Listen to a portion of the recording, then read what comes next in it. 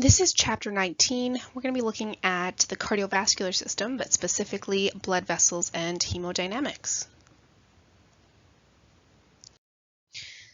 So we're going to be looking at blood vessels in this chapter. We'll look at their structure and function. We're also going to look at blood flow, the control of blood pressure, as well as we'll talk a little bit about shock and disease associated with the blood vessels.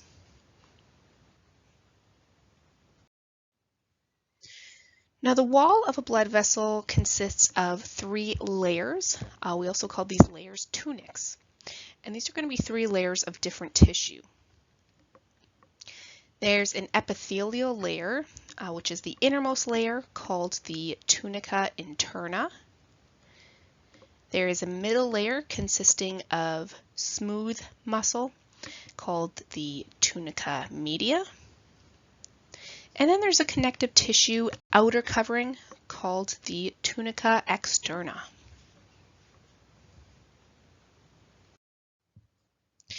Now the tunica interna, this forms the inner lining of a blood vessel, and it's going to be in direct contact with the blood as it flows through the lumen, or the interior opening of the vessel. Now, even though this layer has multiple parts, these tissue components contribute very minimally to the thickness of the blood vessel wall. The innermost layer is called the endothelium, and this is going to be continuous with the endocardial lining of the heart. The second component of the tunica interna is the basement membrane, labeled here. It's kind of orange in color in the picture, and this just lies deep to the endothelium. Now, the basement membrane provides physical support base for the epithelial layer. Now, the outermost part of the tunica interna, which forms the boundary between the tunica interna and the tunica media, is the internal elastic lamina. Now, this is a thin sheet of elastic fibers with a variable number of these window-like openings that give it kind of the look of Swiss cheese. You can kind of see that here, this kind of gray Swiss cheese looking elastic layer here.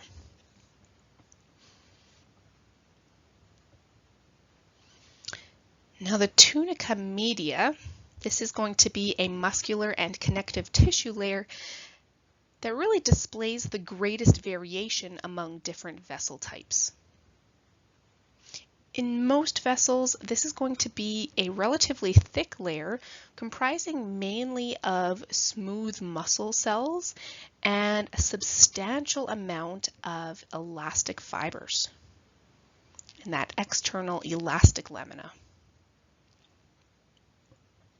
Now, this is going to be the layer with smooth muscle cells which circle around the lumen like a ring, and they will regulate the diameter by vasoconstriction and vasodilation.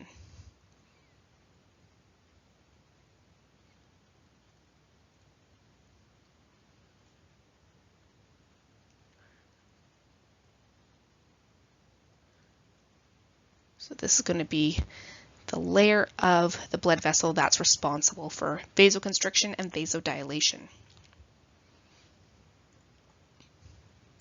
Now, the outer covering of a blood vessel is the tunica externa, and this consists of elastic and collagen fibers. The tunica externa contains numerous nerves, and especially in larger blood vessels, there's going to be tiny blood vessels that supply the tissue of the vessel wall.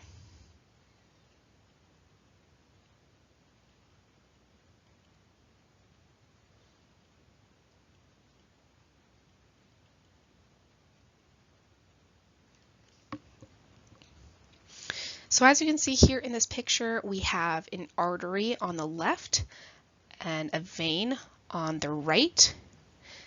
And then this is a capillary on the bottom. So as you can see here, the lumen of arteries are going to be much smaller in diameter, as you can see here, than the lumen of veins. So why do you think that is? Well, the vessels carrying blood away from the heart are required to have a much higher pressure, which you get with a smaller diameter. So the blood in arteries are going to have much higher pressure than that in veins.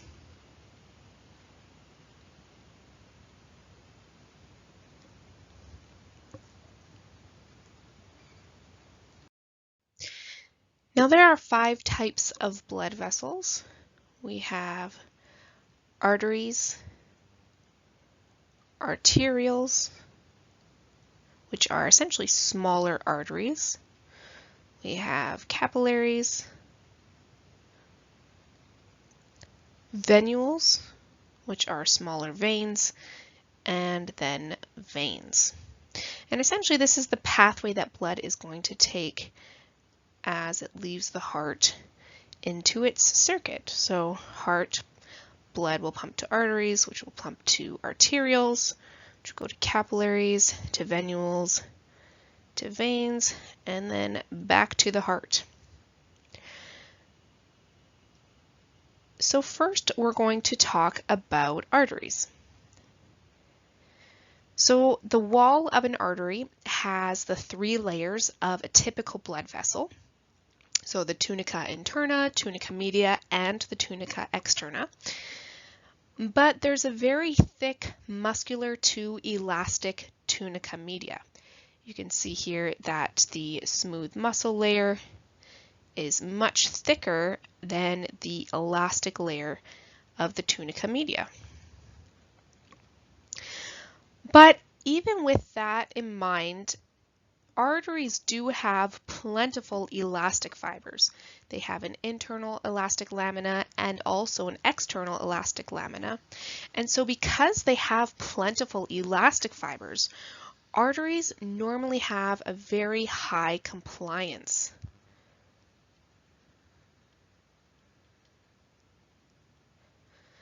Compliance means, or having a high compliance means that their walls will stretch easily or expand without tearing in response to a small increase in pressure.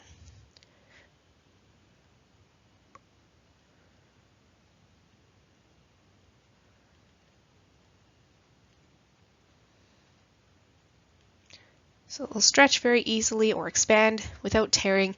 This is in response to increases in pressure.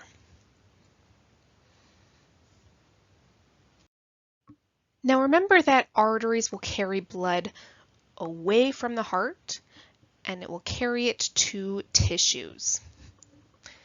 Now artery walls are really quite elastic, and this allows them to absorb the really high pressure from the ventricles of the heart. Arteries can also regulate their diameter very well, and this is because of the smooth muscle that surrounds the lumen like rings in the tunica media, like I mentioned earlier. So there's a couple different types of arteries themselves. So first off, we have elastic arteries. These are going to be the largest arteries in the body. They have the largest diameter among arteries, but their vessel walls are going to be relatively thin compared with the overall size of the vessel. Now, these vessels are characterized by really well-defined internal and external elastic laminae, along with a very thick tunica media that's dominated by elastic fibers.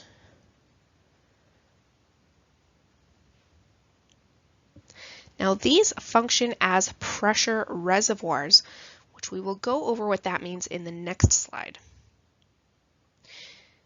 Next, we have muscular arteries. Now these are kind of medium-sized arteries, and they're called muscular arteries because their tunica media contains more smooth muscle and fewer elastic fibers than elastic arteries. So a lot more muscle in these muscular arteries. Now, the large amount of smooth muscle, which is approximately 3/4 of the total mass, makes the walls of muscular arteries relatively thick. So, muscular arteries are capable of greater vasoconstriction and vasodilation to adjust the rate of blood flow. So they're able or capable of greater vasoconstriction and vasodilation.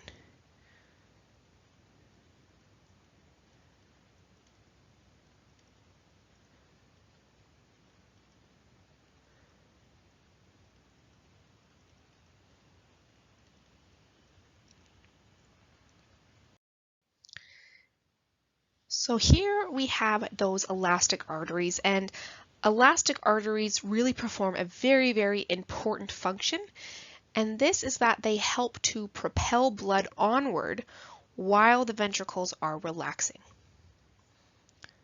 So that's essentially their main role of elastic arteries.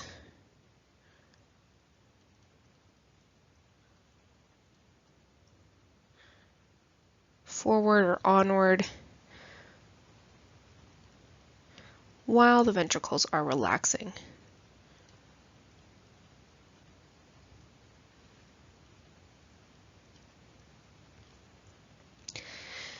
So as blood is ejected from the heart into these elastic arteries, their walls are going to stretch.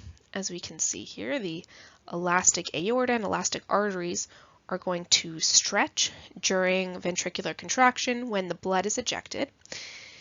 And they stretch very easily, accommodating this surge of blood. Now, as they stretch, the elastic fibers will momentarily store mechanical energy. So they store this mechanical energy, and essentially this is them functioning as a pressure reservoir.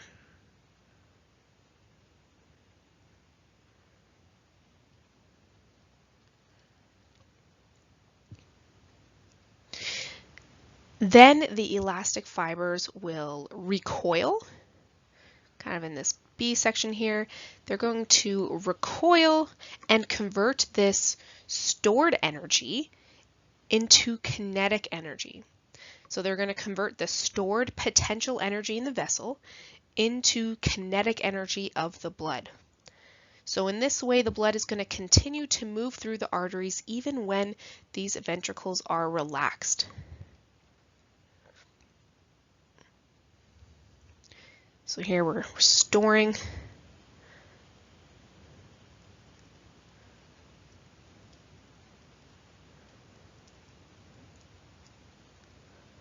So here, this one kind of stores potential energy here, and then this one is going to convert that potential energy.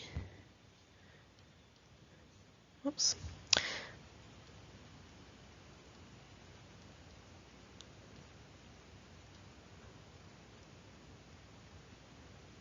Convert that potential energy into kinetic energy. So essentially, these elastic arteries acting as pressure reservoirs are going to convert stored energy in the elastics, and it's going to convert it into momentum, or this kinetic moving energy.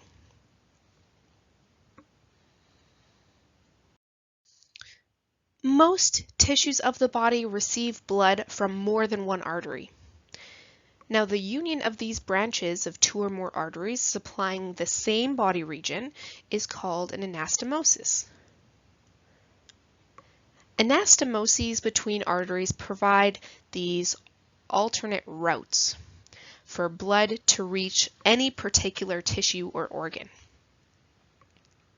So what this means is that if blood flow stops for a short time when normal movements compress a vessel, or if a vessel is blocked by disease or injury or surgery, then circulation to a part of the body is not necessarily stopped.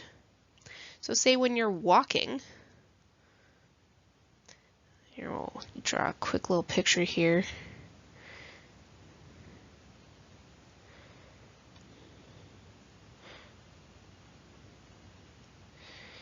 So when you're walking, for example, you may have this one muscle down here, kind of next to your tibia. And we're going to say we have a blood vessel coming here, and then another blood vessel coming here. And so they're both supplying the same muscle, for example. But when you're walking, you may compress this blood vessel. But if you didn't have other blood vessels going to that same organ, when you compress the blood vessel just from normal movements, it would completely cut off blood supply to that organ. So having anastomoses allow having this additional blood vessel going to the same organ that provides an alternate route for blood flow. So that if one blood vessel is cut off, we're still getting blood flow to that organ. And this would be in the case of just normal movements, of like partially compressing blood vessels just when you move naturally, or having that blockage from injury or disease or any other reason. Now, arteries that don't anastomose, these are known as end arteries. Obstruction to an end artery will interrupt the blood supply to a whole segment of an organ and can actually produce necrosis of the segment. Necrosis means tissue or organ death.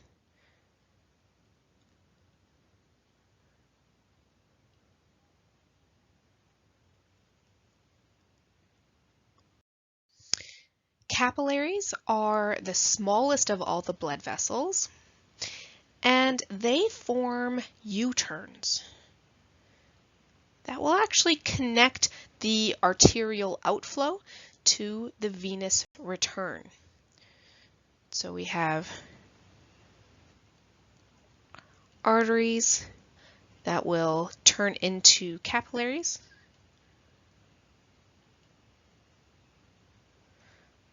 That will turn into veins or venules, but veins on their way back to the heart.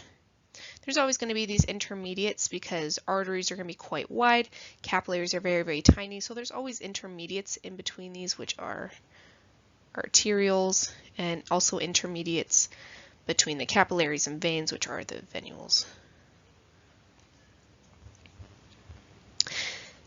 So capillaries are very, very tiny, and red blood cells, as you can kind of see in this picture, red blood cells actually have a diameter that's larger than the diameter of capillaries. So they often have to fold in on themselves in order to pass single file through the lumen of the capillaries. So you can kind of see here, they're kind of folding up, twisting, and trying to force themselves through these capillaries, but it takes a little bit, but they eventually do make it. The structure of capillaries is really well suited for their function as exchange vessels. And this is because they lack a tunica media and a tunica externa. So they have no tunica media and also no tunica externa.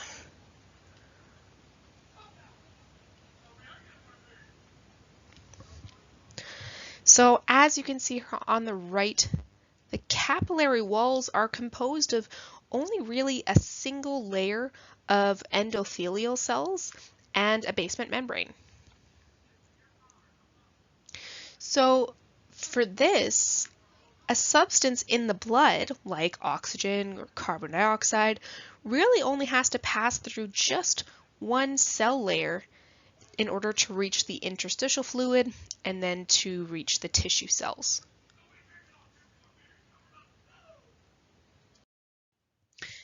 Exchange of material really only occurs through the walls of capillaries and sometimes at the beginning of venules.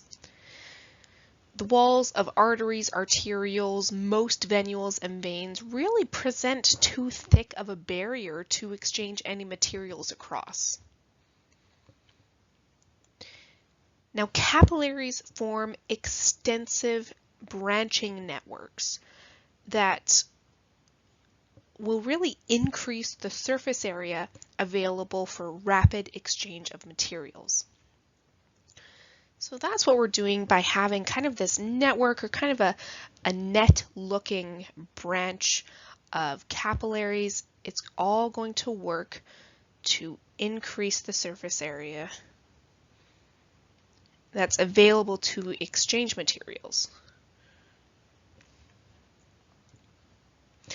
In most tissues, blood flows through only a small part of the capillary network when the metabolic needs are low.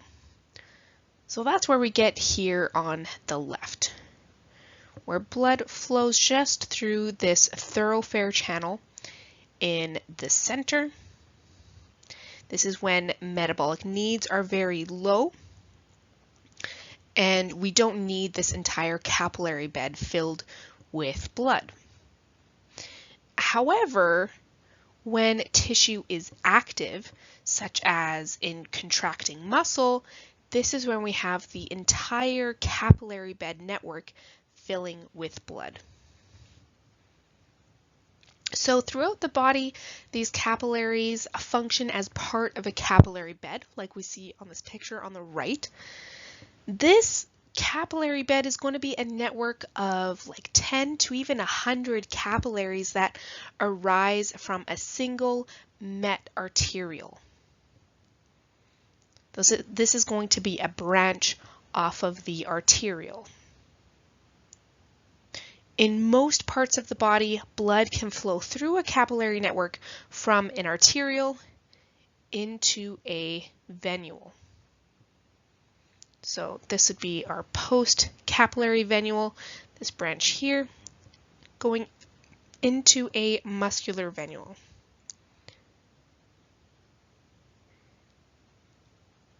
Now it can either go through the entire capillary route. This would be if the tissue is active and metabolic rates are really high, or the blood will just go through a thoroughfare channel like we see on the left here. And this is, again, if those metabolic needs are very low. Now, the flow of blood really depends on the contraction of smooth muscle sphincters. So here we can see these sphincters are all contracted. So they're going to block blood flow through to the entire rest of the capillary bed. So we're blocking flow here and here. All of these points where blood would flow to fill the rest of the capillary bed, there's going to be sphincters that are contracted, blocking blood flow to the rest of the capillary bed when those metabolic needs are low, allowing the blood to flow directly from the arteriole to the venule through this thoroughfare channel. When metabolic needs are higher, though, these sphincters are relaxed, and it allows blood to flow through all the capillaries of the capillary bed and allows for exchange of materials through the entire capillary bed.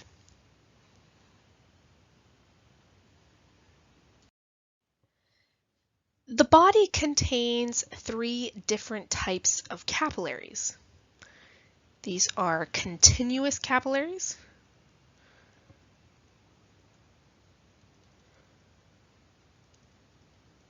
fenestrated capillaries,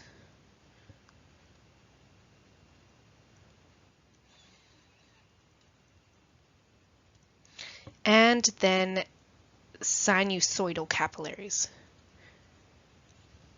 I think we just call them, we'll just call them sinusoids. So these are our 3 types of capillaries in the body. Here we have our first type. This is a continuous capillary. Most capillaries in the body are continuous capillaries.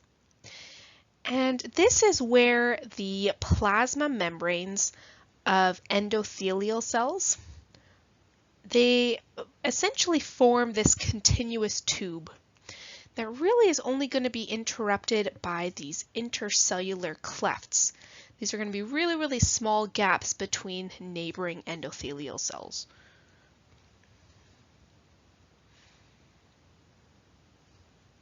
So small gaps between the cells. So essentially, it's just going to be this full continuous tube. Now, continuous capillaries are found in the central nervous system, in the lungs, in muscle tissue, and even in the skin.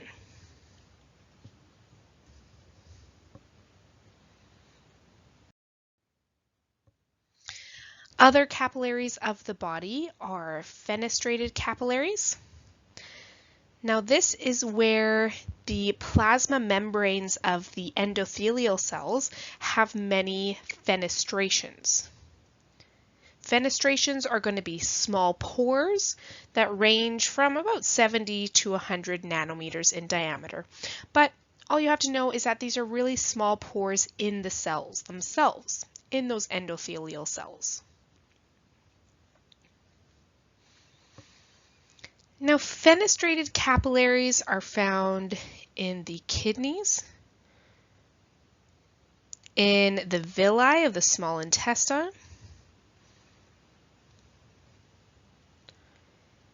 in the choroid plexuses of the ventricles in the brain,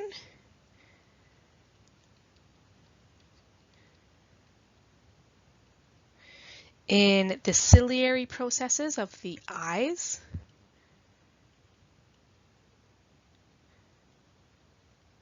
and also in most endocrine glands.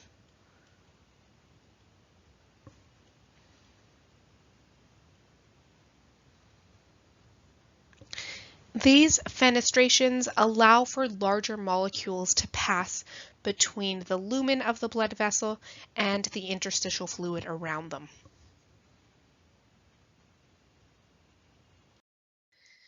Then our last type of capillary are sinusoids. Now, sinusoids are going to be a lot wider and kind of more winding and twisting than other capillaries. Their endothelial cells may have unusually large fenestrations. So, in addition to having this incomplete or even absent basement membrane, sinusoids have really large intercellular clefts that allow for proteins and even in some cases for blood cells to pass from a tissue into the bloodstream or vice versa. So through these clefts we can have proteins or even blood cells passing through. Sinusoids are found in a couple places in the body, in the liver, in the spleen,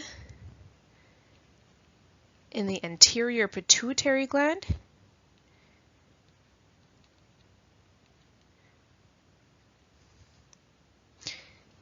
in the parathyroid gland, and also in the adrenal glands.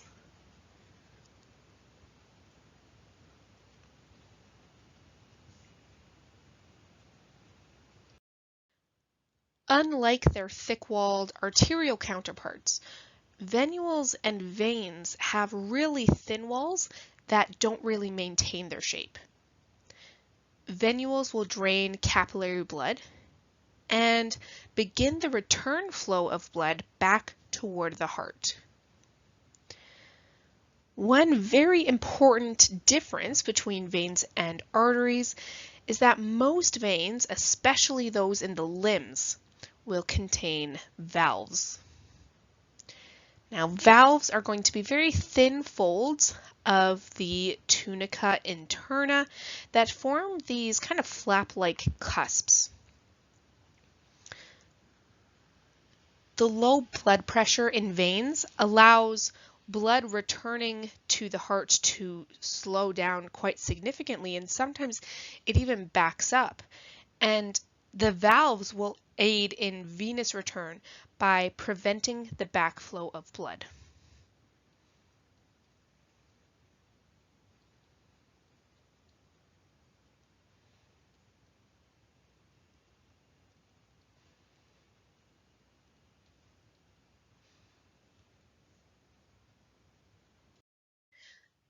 Venules are small veins. Now there are two types of venules. These are the postcapillary venules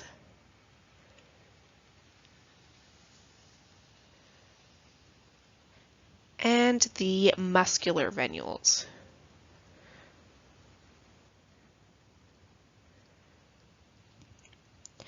Now, postcapillary venules will move blood away from capillaries into veins.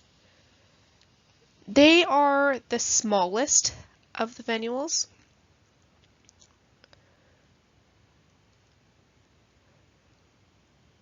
And they really have loosely organized intercellular junctions, so they're quite porous. So because of that, we actually do have some material exchange, like carbon dioxide and oxygen. We have this type of exchange across postcapillary venule walls. So these are going to be between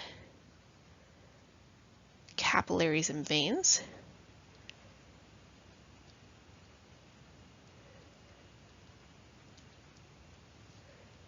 And they're going to have some material exchange.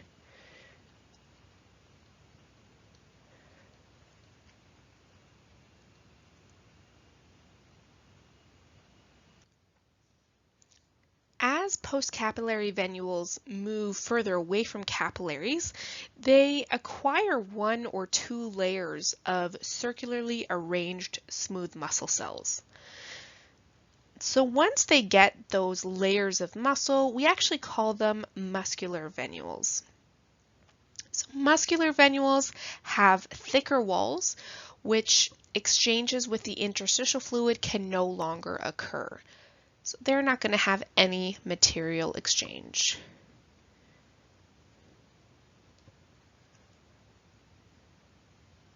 So again, when I'm talking about materials, we're talking about oxygen, carbon dioxide, waste, nutrients, everything that cells need to survive and have removed from them that they make during metabolism. So that's what I'm talking about when I say materials.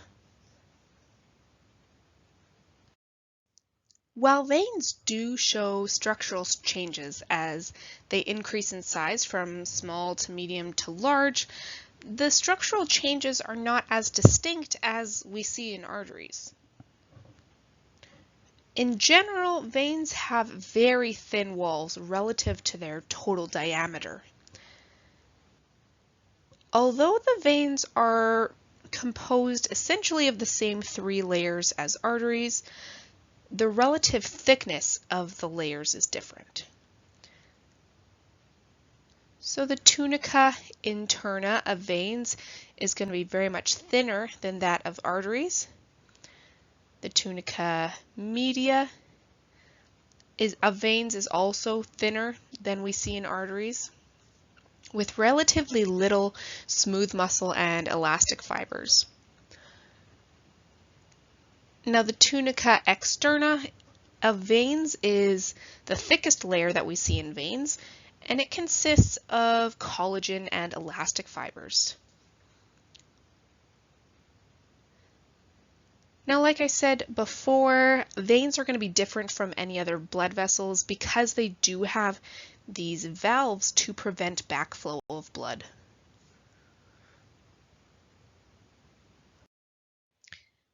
This table here shows the distinguishing features of the 5 types of blood vessels.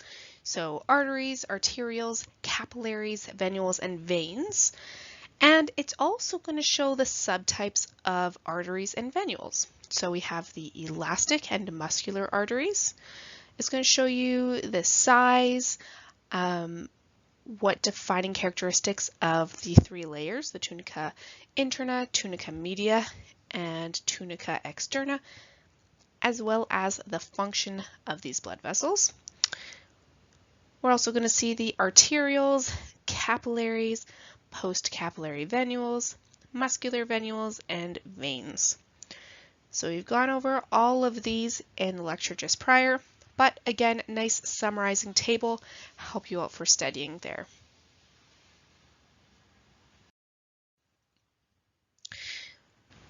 Now, this is how the blood is distributed in your body. So the largest portion of your blood volume at rest, about 64%, is going to be in the systemic veins and venules.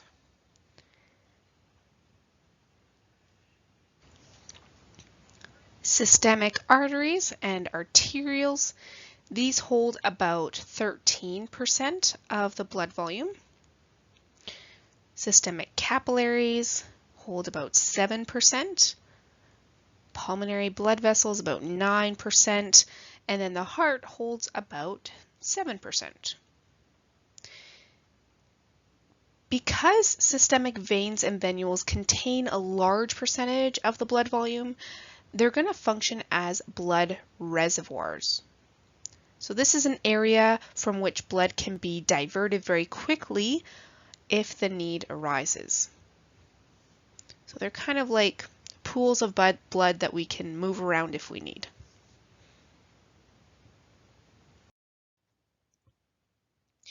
The mission of the entire cardiovascular system is to keep blood flowing through capillaries to allow for capillary exchange. This is the movement of substances between the blood and interstitial fluid. Now, the percentage of blood in systemic capillaries at any given time is continually exchanging materials with interstitial fluid. Now, substances will enter and leave capillaries by three basic mechanisms. These are diffusion, transcytosis, and bulk flow. The most important method of capillary exchange is going to be simple diffusion. Now, many substances like oxygen, carbon dioxide, glucose, amino acids, and even some hormones will enter and leave capillaries by simple diffusion. So this is just movement across the blood capillaries down their concentration gradient. So because oxygen and nutrients are normally present in higher concentrations in the blood, they will diffuse down their concentration gradients into interstitial fluid, and then again down their concentration gradients into body cells. So it's going to be the simplest type of movement of substances.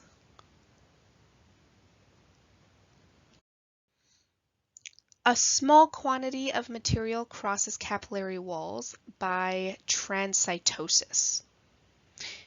In this process, substances in blood plasma become enclosed within tiny pinocytic vesicles that first will enter the endothelial cells by endocytosis.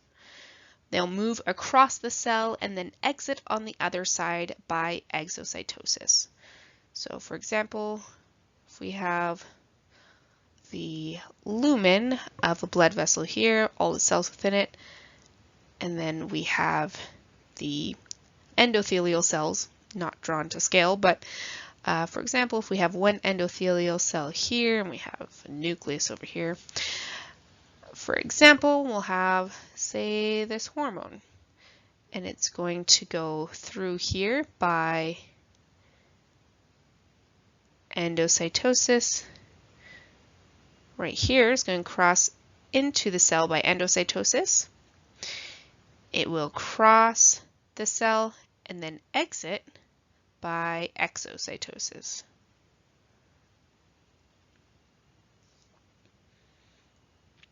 Now this method of transport is mainly going to be for large lipid insoluble molecules that can't cross capillary walls any other way.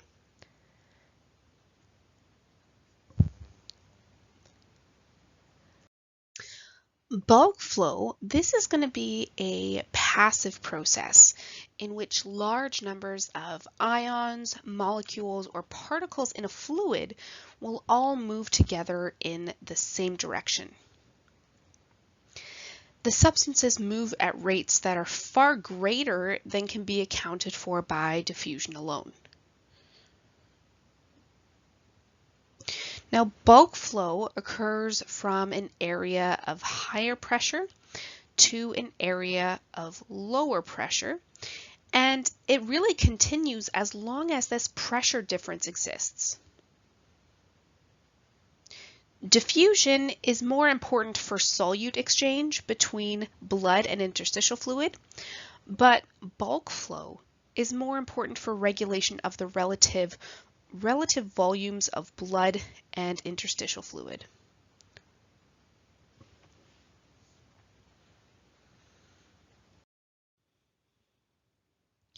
Pressure-driven movement of fluid and solutes from capillaries into interstitial fluid is called filtration. So filtration is that movement of fluid and solutes from blood capillaries into interstitial fluid.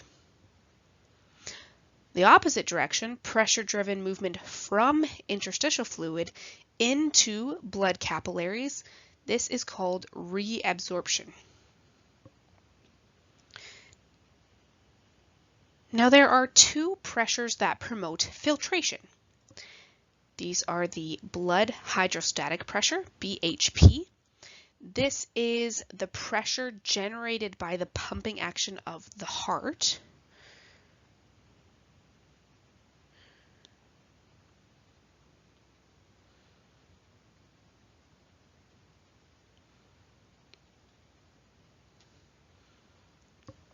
And then the other pressure that promotes filtration is the interstitial fluid osmotic pressure, or IFOP.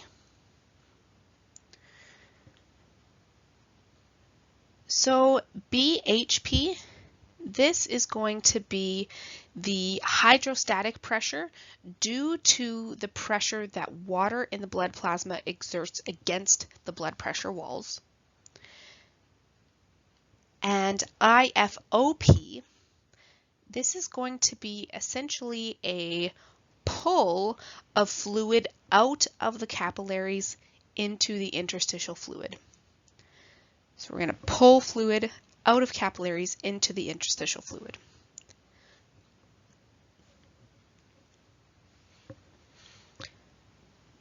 The main pressure promoting reabsorption of fluid is the blood colloid osmotic pressure, BCOP. Now, this is a force caused by the colloidal suspension of large proteins in plasma. The effect of BCOP is going to be a pull of fluid from the interstitial fluid or interstitial spaces into the blood capillaries. So we're going to pull from the interstitial space. Whoops.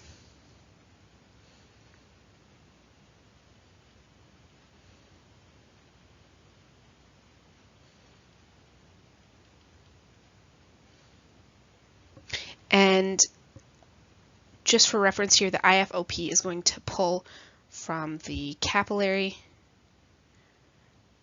to the interstitial space.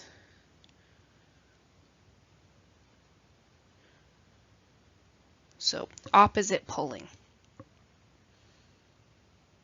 So yeah, essentially BCOP is going to be the opposite of IFOP. Now the opposite of BHP is going to be interstitial fluid hydrostatic pressure, or IFHP. Now this is going to be essentially a pushing force So it will push fluid from interstitial spaces back into capillaries.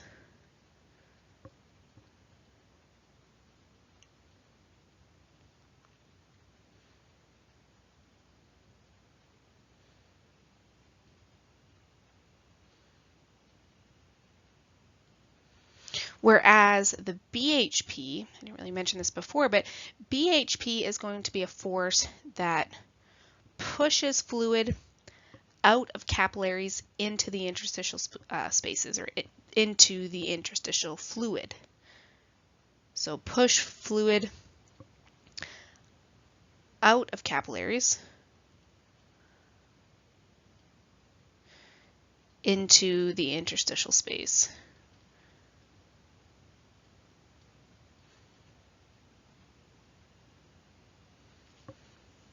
So these four pressures, two filtration pressures and two reabsorption pressures that work opposite to each other.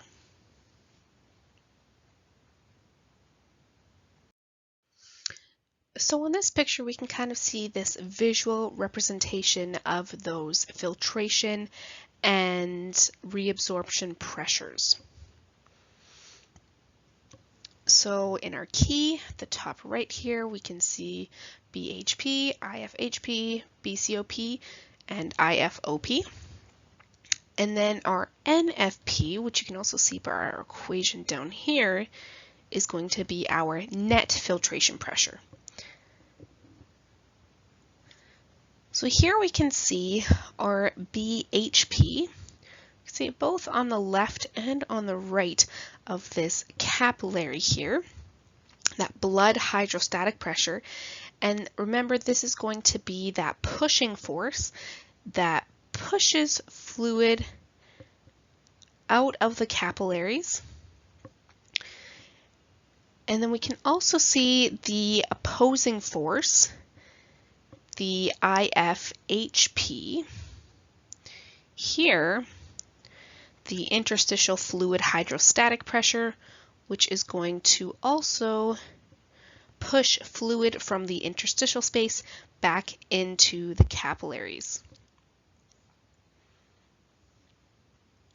We can also see the BCOP on the right and on the left here, that blood colloid osmotic pressure, which is the force that pulls fluid from the interstitial space into the capillaries.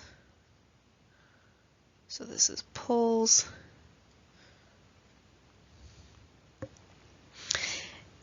And we can also see its opposing force, which is the IFOP right here, the interstitial fluid osmotic pressure.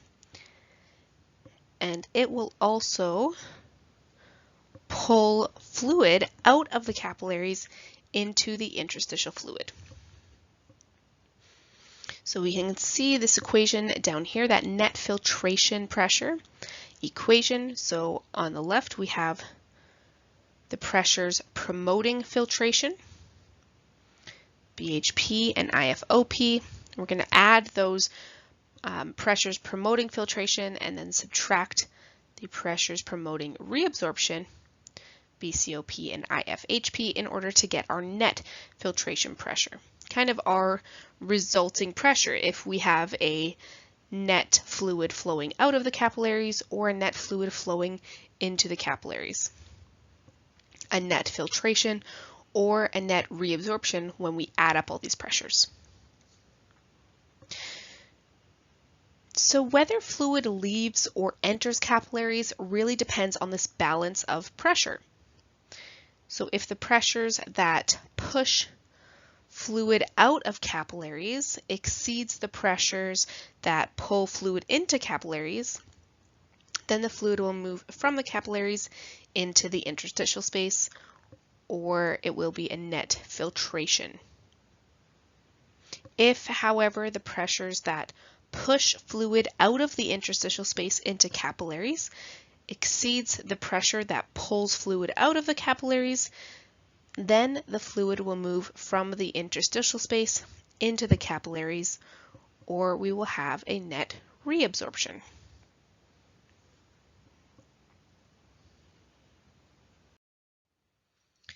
The balance of these four pressures, again, which is called that net filtration pressure, that NFP, determines whether the volumes of blood and interstitial fluid remain steady or if they will change. Overall, the volume of fluid and solutes reabsorbed normally is almost as large as the volume that is filtered. This near equilibrium is known as Starling's law of the capillaries. So this is a near equilibrium where filtration almost equals reabsorption.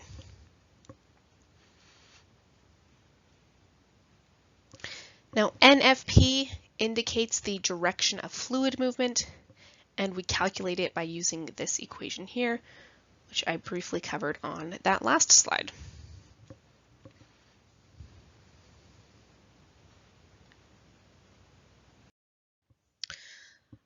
Blood flow, this is the volume of blood that flows through any tissue in a given time period. So this is measured in milliliters per minute. The total blood flow is cardiac output, and this is the volume of blood that circulates through the systemic or pulmonary blood vessels each minute. In the last chapter, we saw that cardiac output depends on the heart rate as well as stroke volume. So we got this equation, cardiac output equaling heart rate multiplied by the stroke volume. Another way we can calculate cardiac output is to divide the mean arterial pressure, MAP, by resistance. So we get this equation here. Now, as we've learned before, blood flows from regions of higher pressure to regions of lower pressure. And the greater the pressure difference, the greater the blood flow. Now, contraction of the ventricles generates blood pressure, abbreviated BP. This is the hydrostatic pressure exerted by blood on the walls of the blood vessels. Now, BP is determined by cardiac output, blood volume, and vascular resistance. We get this here, cardiac output, blood volume, and also by vascular resistance. So we have this little diagram here on the right. You can see the pressure is here on the y-axis. And then along the x-axis, we have different blood vessels. So we can see that blood pressure is going to be highest in the aorta and very large systemic arteries. This is going to be in a young resting adult. And the BP rises about 10 millimeters of mercury during systole. Remember that ventricular contraction. And it rises to about 105 millimeters of mercury here. And it drops down to about 70 millimeters of mercury during diastole, or that ventricular relaxation. We see that as we go to smaller arteries, these arterioles, our blood pressure starts to drop. And as we get to these really small capillaries, we're getting pretty low in the pressure here. As we get closer back to the heart through the venules, veins, and then the vena cava, right before we go back into the heart, that blood pressure drops significantly.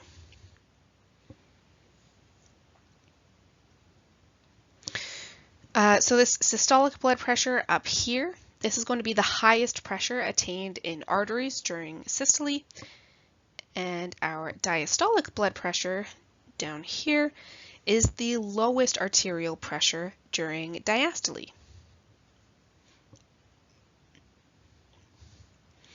Now, the higher the blood pressure, the greater the blood flow. So blood flow is going to be fastest and almost easiest in the arteries and aorta. Even the arterioles, blood flow is going to be quite great As we get to the capillaries, blood flow decreases quite significantly, and then into the veins and the vena cava, blood flow decreases quite significantly.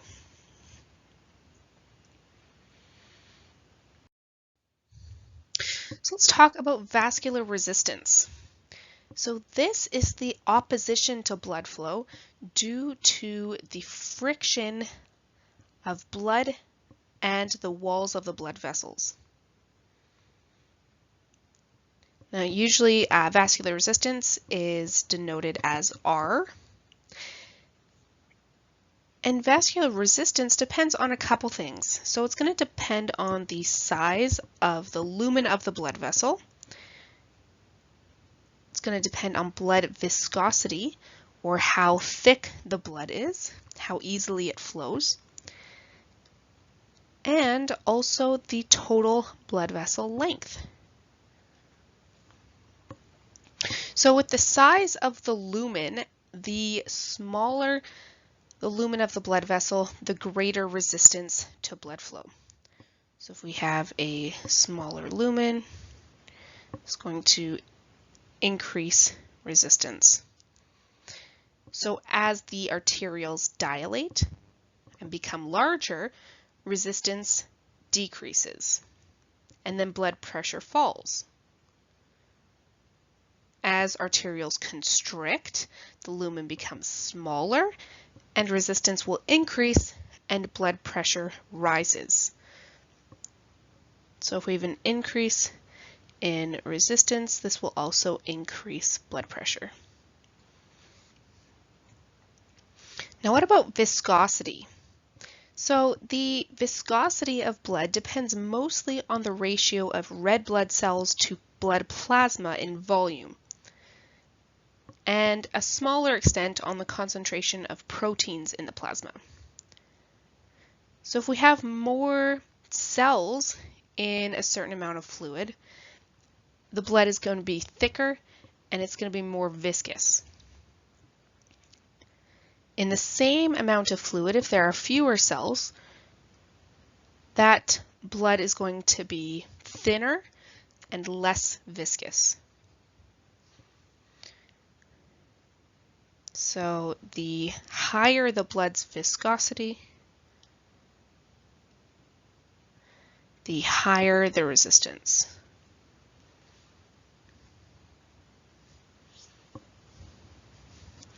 So this is the opposition to blood flow, remember. So when we're thinking about blood viscosity, think of how difficult it is to make syrup flow through a tube as compared to how difficult it is to make like regular water to flow through a tube. So water is a lot thinner, and so it's a lot less viscous than syrup, for example.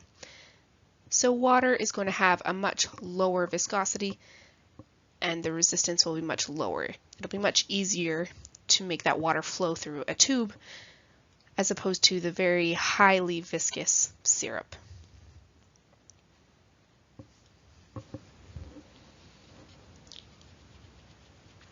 Then we have the total blood vessel length. So resistance to blood flow through a vessel is going to be directly proportional to the length of the blood vessel. So if we have the longer a blood vessel, so an increase in vessel length, the greater the resistance.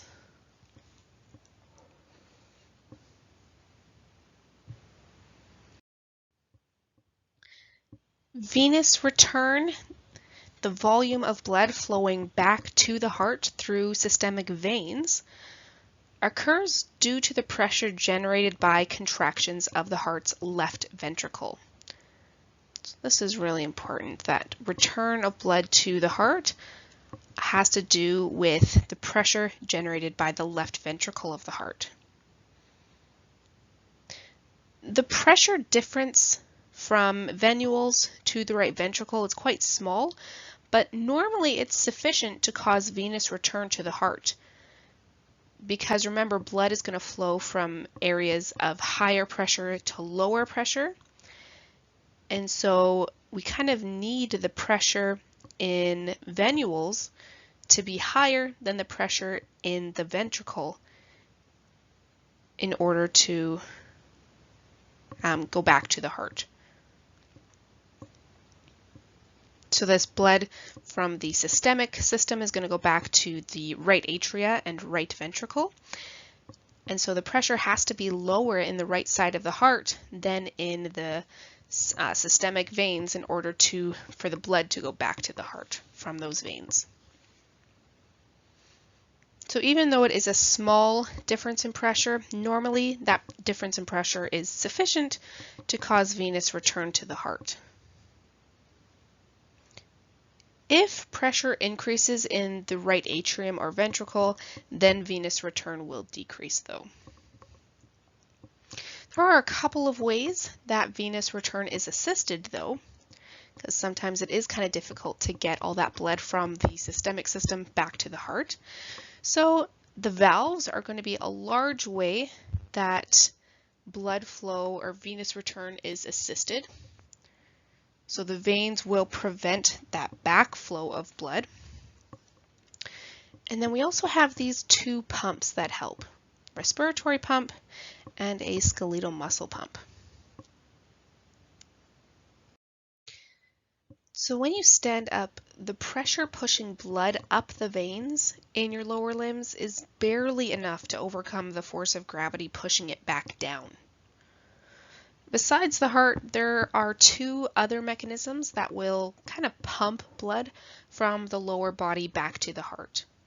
So these are the skeletal muscle pump and the respiratory pump. Now both of these pumps depend on the presence of valves in the veins. So here we have the skeletal muscle pump, and it kind of operates like this. So at number 1, while you are standing at rest, both the venous valve closer to the heart, the proximal valve, and the one that's further from the heart, the distal valve, in this part of the leg are open. So we can see that these valves are both open as you are just standing and resting, and the blood flow is going to travel up towards the heart.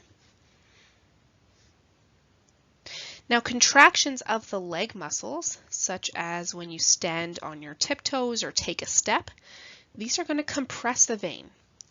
So we can see here that there are compressions from these muscles because you're using your leg muscles. They're going to compress the vein here.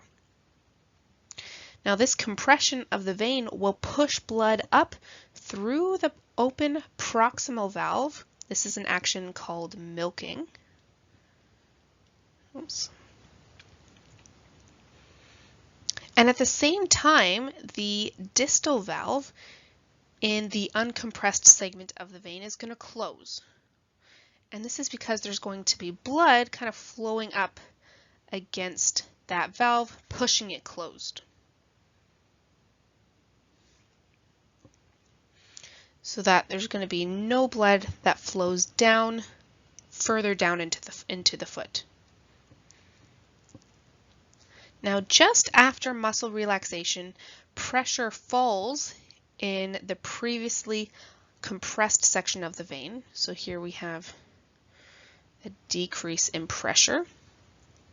And this decrease in pressure is going to cause the proximal valve to close, because we're going to have blood trying to come down from areas of higher pressure up here to the area of lower pressure down here. So blood is going to try and flow back down, but that valve is going to close, preventing backflow.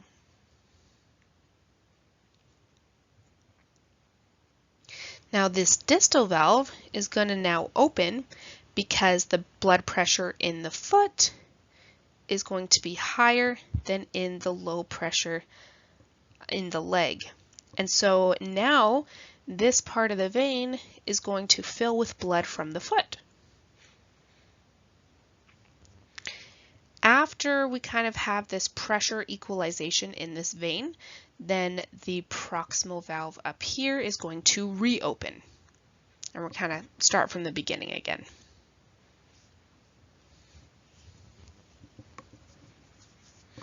Now, the respiratory pump is also based on alternating compression and decompression of a vein, but this has to do with changing pressures between the thoracic and abdominal cavities. So that's in the respiratory pump.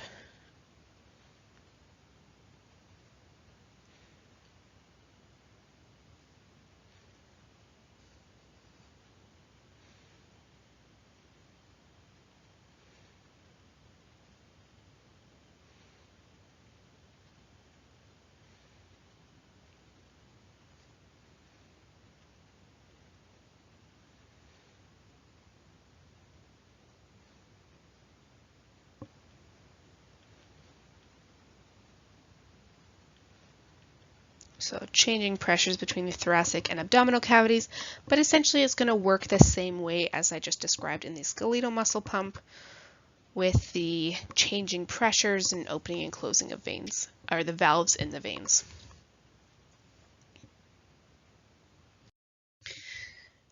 Earlier, we saw that blood flow is the volume of blood that flows through any tissue in a given time period. So that milliliters per minute. Now the speed or velocity of blood flow in centimeters per second, this is inversely related to the cross-sectional area.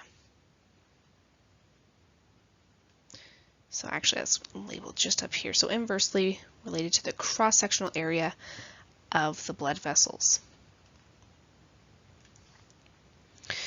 So velocity is slowest where the total cross-sectional area of the blood vessels is the greatest.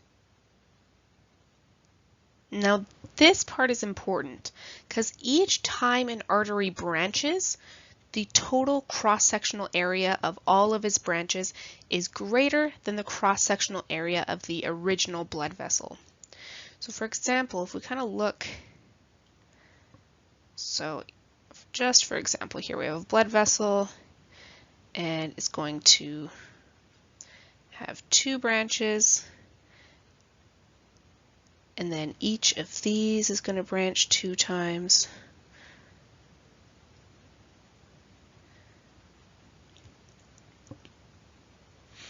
So we have number 1 here. This cross-sectional area is going to be 2, and then we would take the cross-sectional area of these 4 would be number 3. So the total cross-sectional area of the branches is going to be greater than the cross-sectional area of the original vessel. So 3 is going to be greater than number 1 in this little picture I drew. So that blood flow becomes slower and slower as blood moves further away from the heart because of these branches. So blood flow is going to be slowest in the capillaries, which is a huge branching network.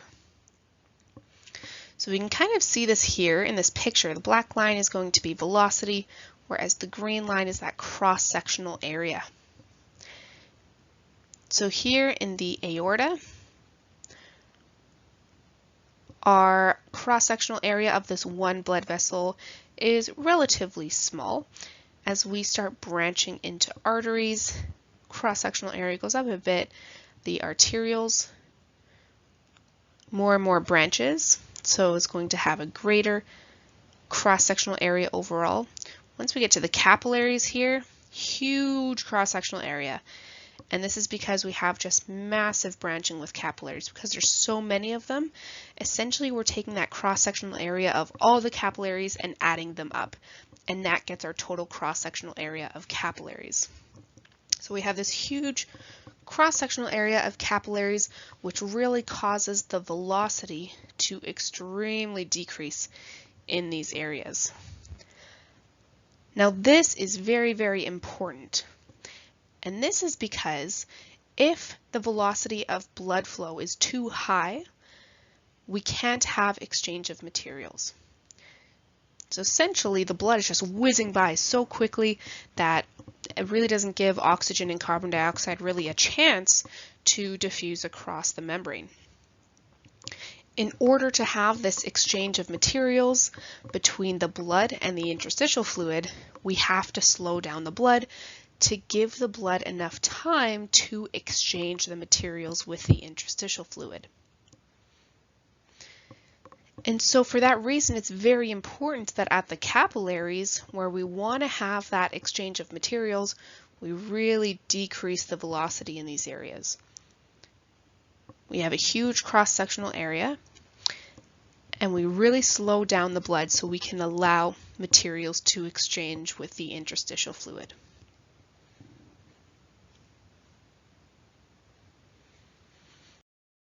So this here is a cool summary of all the factors that increase blood pressure.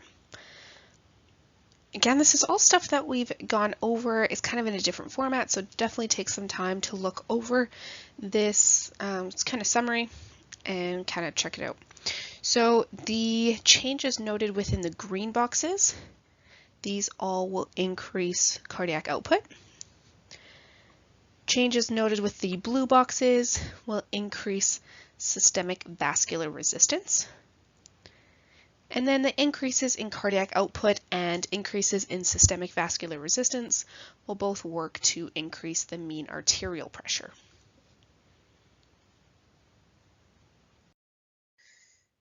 Several interconnected negative feedback systems control blood pressure by adjusting heart rate, stroke volume, systemic vascular resistance, as well as blood volume. The cardiovascular center in the medulla oblongata helps to regulate heart rate, stroke volume, and blood volume overall. Now, the cardiovascular center receives input both from those higher brain centers and also from sensory receptors. We've kind of seen a very similar diagram to this before, where we have those higher brain center input to the cardiovascular center, and then the sensory receptors, proprioceptors, baroreceptors, and chemoreceptors, all providing that input to the cardiovascular center in the medulla oblongata. And then the output from the medulla oblongata will flow along the sympathetic and parasympathetic routes to reach the heart and blood vessels. So sympathetic impulses will reach the heart by the cardiac accelerator nerves to increase rate and contractility, and sympathetic impulses from the vasomotor nerves will reach the blood vessels, causing vasoconstriction. Parasympathetic stimulation is conveyed along the vagus nerve, which will decrease heart rate.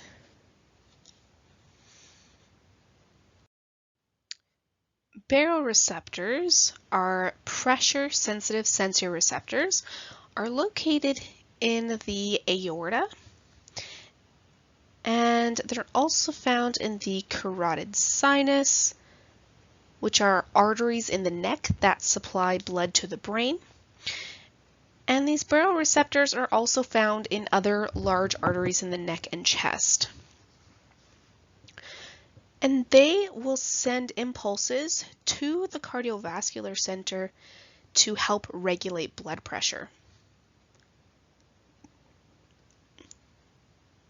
Now, the two most important baroreceptor reflexes are the carotid sinus reflex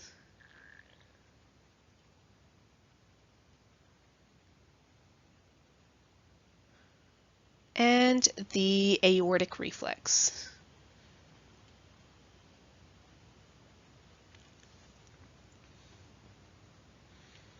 Now, baroreceptors in the wall of the carotid sinus initiate the carotid sinus reflex, which helps to regulate blood pressure in the brain. So this is going to help to regulate blood pressure in the brain. The baroreceptors in the wall of the ascending aorta and the arch of the aorta are going to initiate the aortic reflex. and this regulates systemic blood pressure.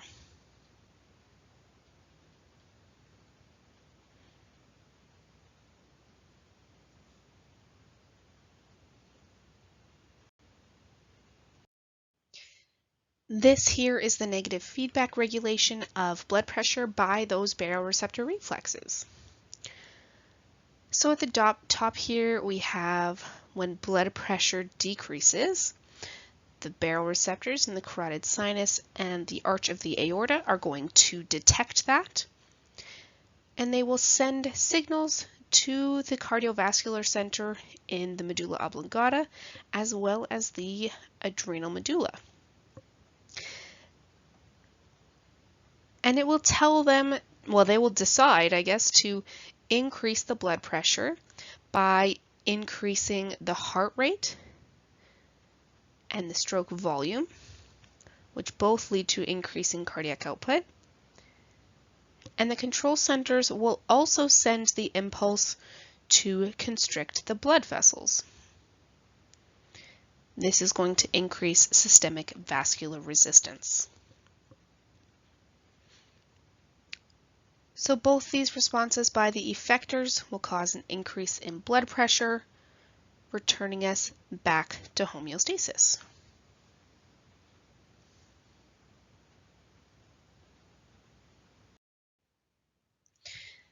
This table shows the blood pressure regulation by hormones.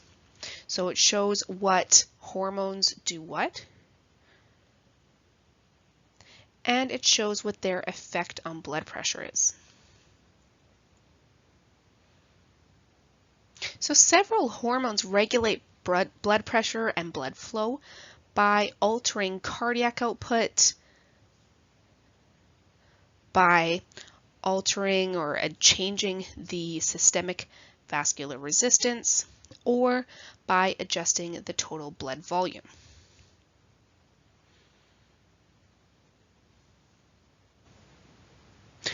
So first we have the renin-angiotensin-aldosterone system. Remember, this is known as the RAA system. Renin-angiotensin-aldosterone.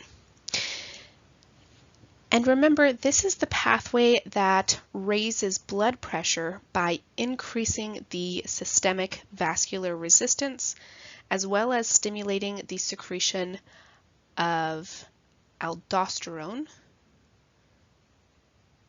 down here, which increases blood pressure by increasing the water reabsorption in the kidneys. So we're going to increase that blood volume by increasing water reabsorption in the kidneys. And then in our systemic vascular resistance, the RAA system is going to cause vasoconstriction by angiotensin II.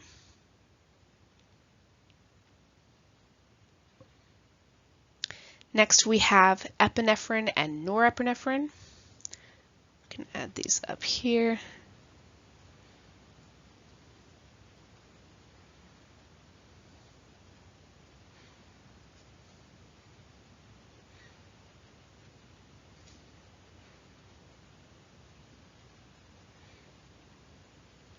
So in response to sympathetic stimulation, the adrenal medulla releases these hormones that will increase cardiac output by increasing the heart rate and the contractility. So you can see epinephrine and norepinephrine there. They will also have some roles in vasoconstriction and even vasodilation too, depending on what cells they influence.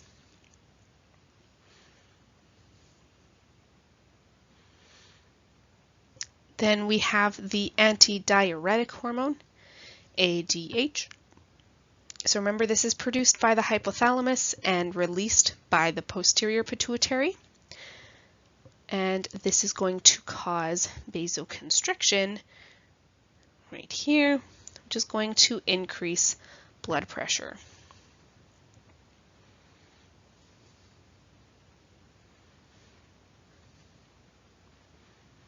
Antidiuretic hormone also acts on the kidneys to increase blood volume, which also works to increase blood pressure.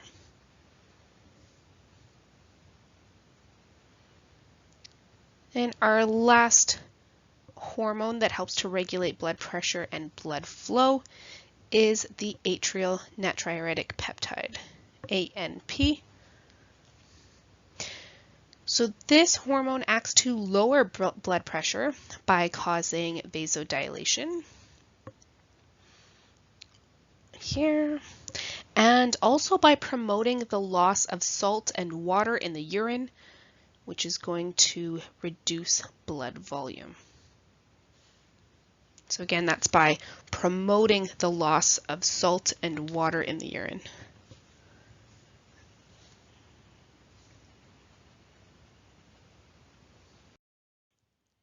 The ability of a tissue to automatically adjust its blood flow to match its metabolic demands is called autoregulation, also known as self-regulation. In tissues like the heart and skeletal muscle, where the demand for oxygen and nutrients and for the removal of wastes can increase as much as tenfold during physical activity, autoregulation is a really important contributor to increased blood flow throughout the tissue.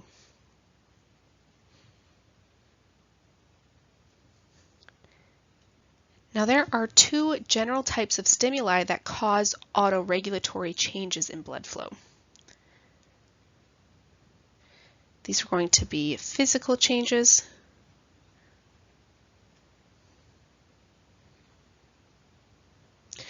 So warming produces vasodilation, and cooling causes vasoconstriction.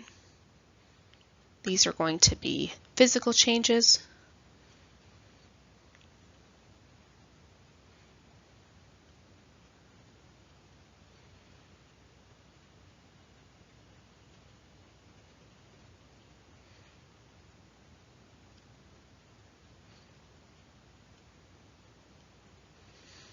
And then our second type of stimuli that causes autoregulatory changes is going to be vasoconstricting and vasodilating chemicals.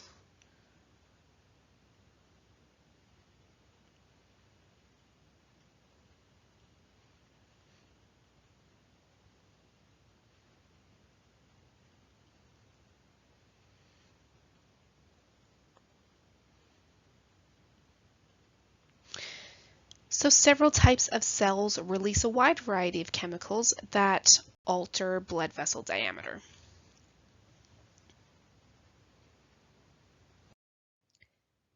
The alternate expansion and recoil of elastic arteries after each systole of the left ventricle creates this traveling pressure wave that's called a pulse.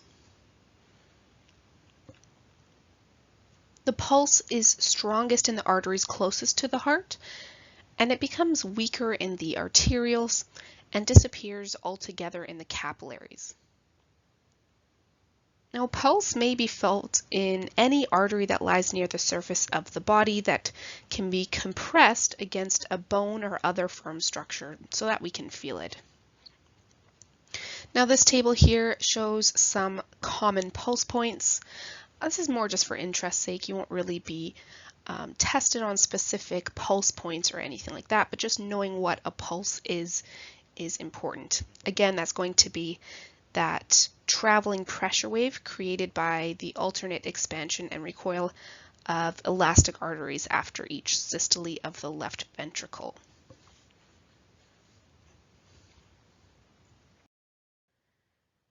When testing blood pressure on a person, as you know, we learned in the lab, you can use a sphygmomanometer. It's spelled out like this.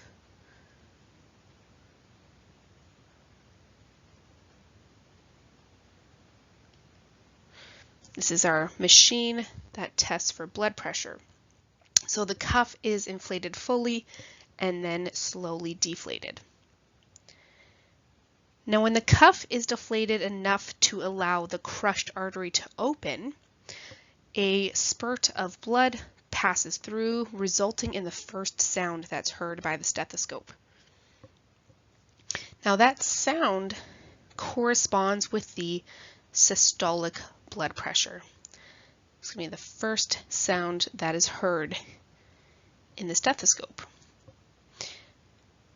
The systolic blood pressure is the force of blood pressure on the arterial walls just after ventricular contraction. So here we can see pressure in the cuff. We're going to decrease it even further. So as that cuff is deflated further, the sounds suddenly become too faint to be heard through the stethoscope.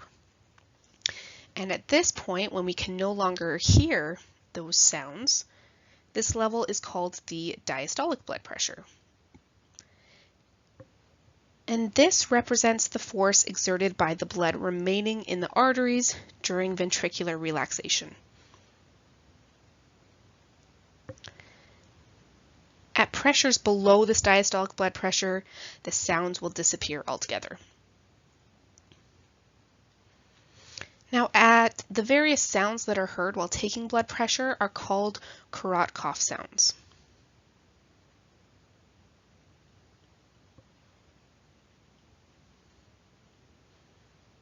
So these are the sounds that we hear through the stethoscope while we are taking someone's blood pressure.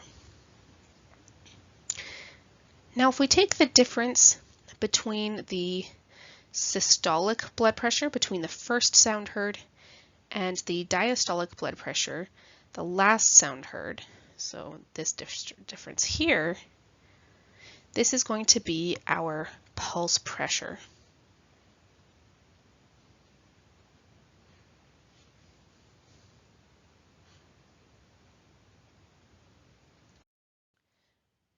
Shock is a failure of the cardiovascular system to deliver enough oxygen and nutrients to meet cellular metabolic needs. Now, there are many causes to shock, but essentially they're all characterized by this inadequate blood flow to body tissues. With inadequate oxygen delivery, the cells will switch from aerobic to anaerobic production of ATP, and lactic acid accumulates in body fluids. So they're going to switch from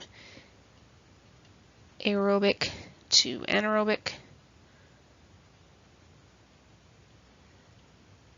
So this is how they produce ATP. They're going from that oxygen using method of ATP production to the method where that doesn't use oxygen. And then we're going to get lactic acid accumulation.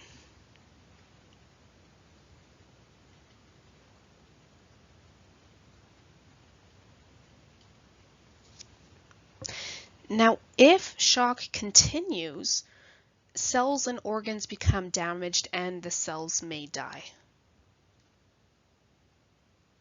Now, shock can be of 4 different types. Hypovolemic. This is due to a decrease in blood volume.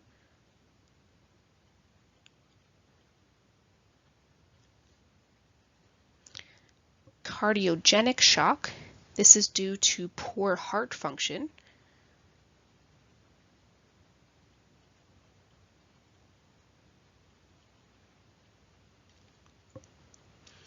Vascular shock is due to inappropriate vasodilation.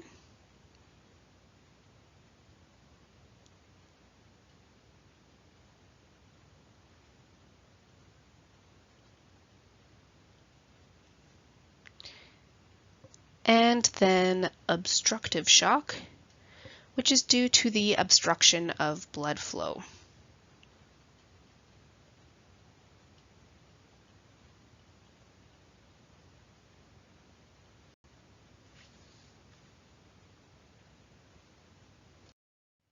The major mechanisms of compensation in shock are negative feedback systems that work to return cardiac output and arterial blood pressure back to normal. When the shock is mild, compensation by homeostatic mechanisms prevents serious damage. Now there are four main negative feedback systems that respond to hypovolemic shock.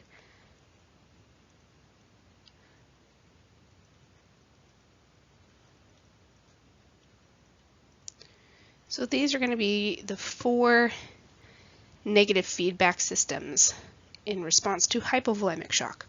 So our first one is the activation of the renin-angiotensin-aldosterone system. Remember, that's the RAA system. We also would have secretion of antidiuretic hormone, activation of the sympathetic division of the ANS, and also release of local vasodilators. So here we have those four negative feedback systems all kind of in one negative feedback loop that we can see here. So on the far left, we can see the output being the activation of the RAA system. So we can see the input being that secretion of renin, and then activation of the RAA system will put angiotensin II in the blood and liberates aldosterone.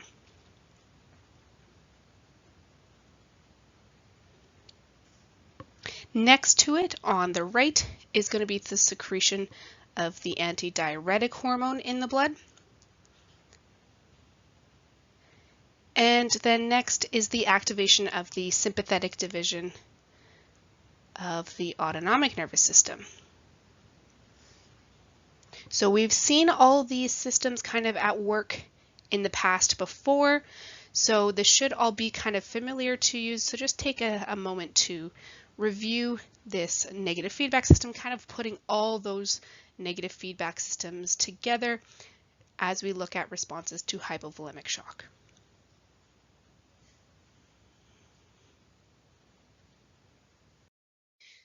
Even though the signs and symptoms of shock will vary with the severity of the condition, most can be predicted in light of the responses generated by the negative feedback systems that attempts to correct the problem.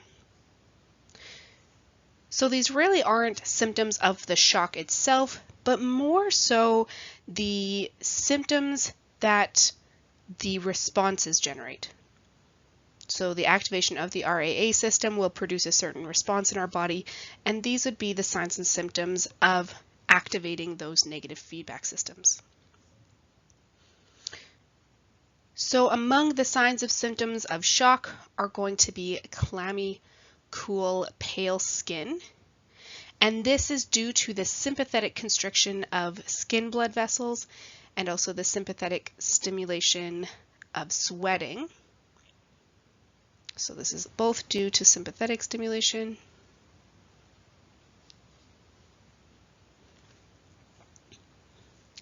We're also going to see tachycardia. This is a rapid heart rate, also due to sympathetic stimulation.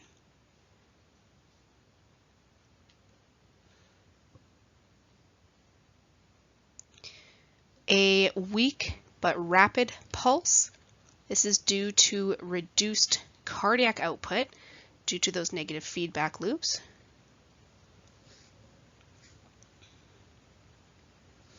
There's also things like sweating and hypotension that we may see.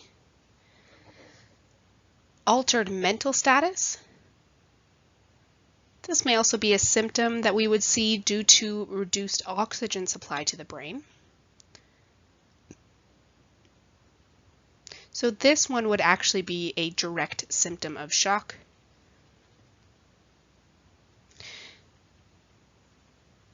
Decreased urinary output. This would be due to increased levels of aldosterone and antidiuretic hormone in the body.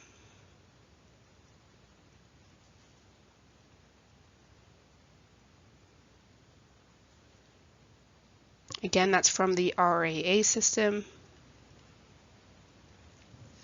And then the increase of antidiuretic hormone. Thirst would be due to a loss of extracellular fluid. And then acidosis would also be a direct symptom of shock, and this would be a low blood pH due to a buildup of lactic acid.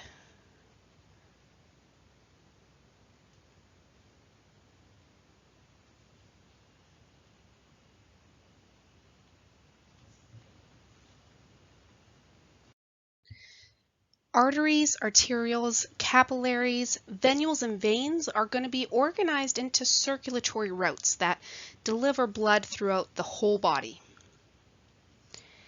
First, we have our systemic circulation route, and this is going to include all the arteries and arterioles that carry oxygenated blood from the left ventricle to systemic capillaries.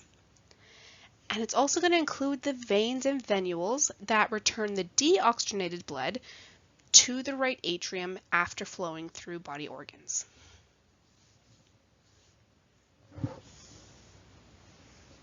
Now, some of the subdivisions of the systemic circulation are going to include the coronary circulation,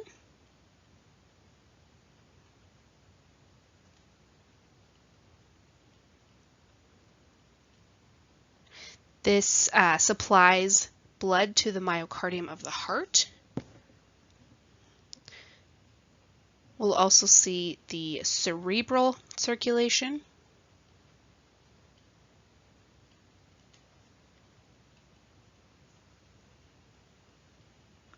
this supplies blood to the brain.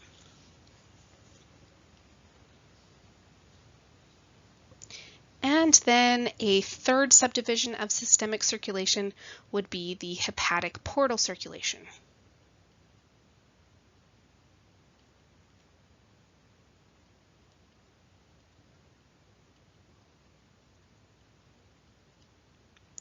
And the hepatic portal circulation extends from the gastrointestinal tract to the liver.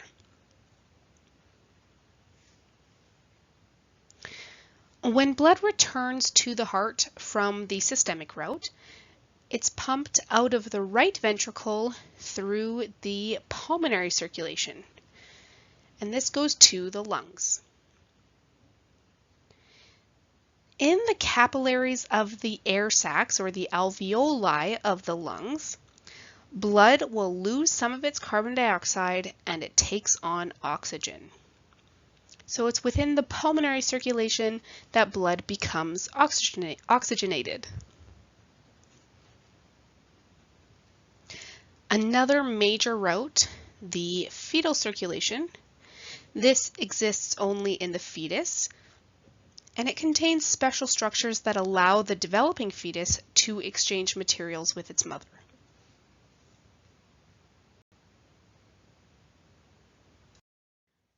So here in this picture, we can see the two major circulatory routes here, the systemic and pulmonary. The red indicates oxygenated blood, and the blue indicates deoxygenated blood, or having no oxygen in it. So we can see the heart here kind of in the upper middle. So heart is here. These are going to be the capillaries of the lungs on either side. This goes up to the head, and then the rest of the body's all down here, just to kind of orient you. Now you can kind of see a little different colored arrows as well here. We can see black arrows. These black arrows indicate the systemic circulation. Blue arrows are going to indicate pulmonary circulation. And then the red arrows here indicate hepatic portal circulation. Actually, the hepatic portal vein is right here.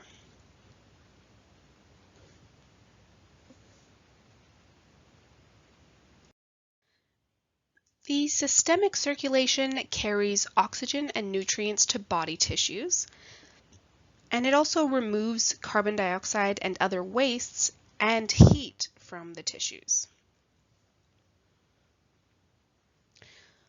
All systemic arteries branch from the aorta. Deoxygenated blood returns to the heart through systemic veins. In this picture, though, we just see the systemic arteries. Now, the aorta is going to be the largest artery of the body, the diameter about 2 to 3 centimeters. Now, it has 4 principal divisions of the aorta. We have the ascending aorta,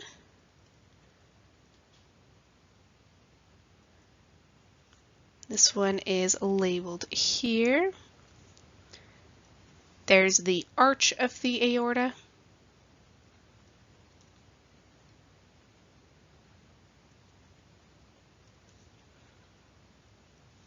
So that is labeled here. So this is also going to be in the order that they come from the heart. So first part that comes from the heart is the ascending aorta, which turns into the arch of the aorta. Next is the thoracic aorta.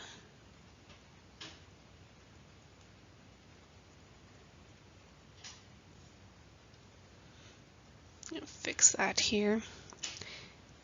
So the thoracic aorta is labeled in the thorax here.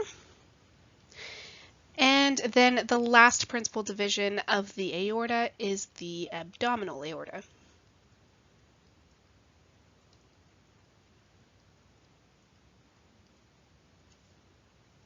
And that one is labeled here in the abdomen. Now, each division of the aorta gives off arteries that branch into distributing arteries that lead to various organs. Within the organs, the arteries divide into arterioles and then into capillaries that service these systemic tissues. The term systemic tissues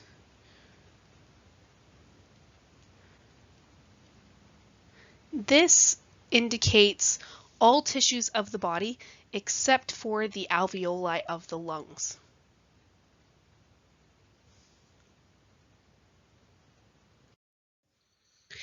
The portion of the aorta that emerges from the left ventricle posterior to the pulmonary trunk is the ascending aorta. The beginning of the aorta also contains the aortic valve. Now, the ascending aorta gives off 2 coronary arteries that supply the myocardium of the heart. Then the ascending aorta arches to the left, forming the arch of the aorta. And this is going to descend and end at the level of the intervertebral disc between the 4th and 5th thoracic vertebrae.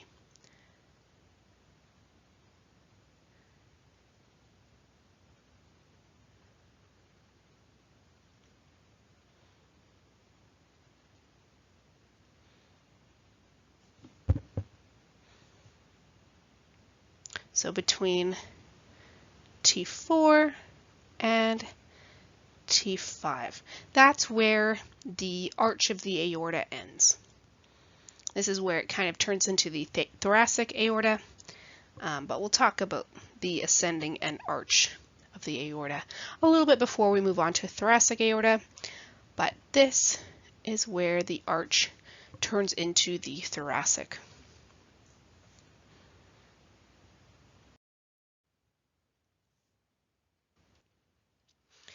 The ascending aorta is about 2 inches in length, and it begins at the aortic valve. The right and left coronary arteries, these arise from the ascending aorta just superior to the aortic valve. They form this crown-like ring around the heart, and it gives off branches to the atrial and ventricular myocardium.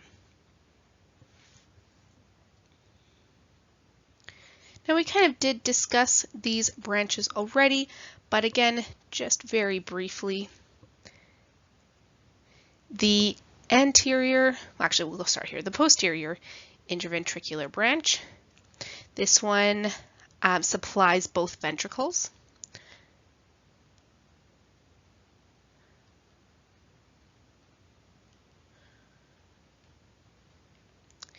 And the marginal branch, this is going to supply the right ventricle.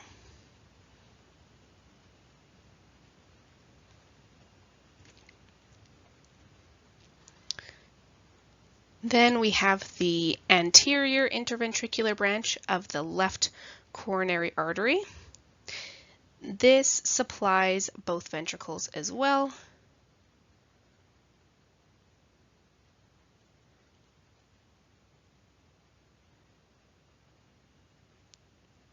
Sorry, this marginal branch, I forgot, also supplies the right atria. And then we have the circumflex branch from the left coronary artery here, and this is going to supply the left atrium and left ventricle.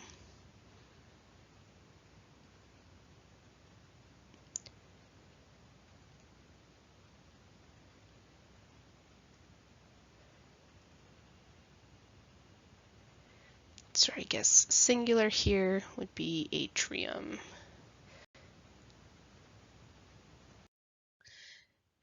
Next, we'll talk about the arch of the aorta. This scheme of distribution is a bit more confusing than the last slide here. So we kind of start in the middle of the arch, or in the middle here with the arch of the aorta. Kind of goes up mostly, except a couple branches that will branch off to the left and the right. So it mostly goes up like this, up and around as we follow, but then a couple branches will branch off like so. So just kind of orienting yourself here with this picture. Now the arch of the aorta is about 2 inches in length, and it's just going to be a continuation of the ascending aorta. And the arch of the aorta is directed superiorly and posteriorly to the left, and then arches inferiorly. Like I said, it ends at the intervertebral disc between the 4th and 5th thoracic vertebrae. This is where it becomes the thoracic aorta. Now there are 3 major arteries that branch from the superior aspect of the arch of the aorta. These are the brachiocephalic trunk, the left common carotid artery, and then the left subclavian artery. So we'll go over each of these individually. This big diagram here is kind of a summarizing diagram, so you may want to come back to it after we've kind of talked about a couple of these trunks and branches a little bit more individually. The first and largest branch from the arch of the aorta is the brachiocephalic trunk. Now it extends superiorly, kind of bending slightly to the right, and it divides at the right sternoclavicular joint to form the right subclavian artery and the right common carotid artery.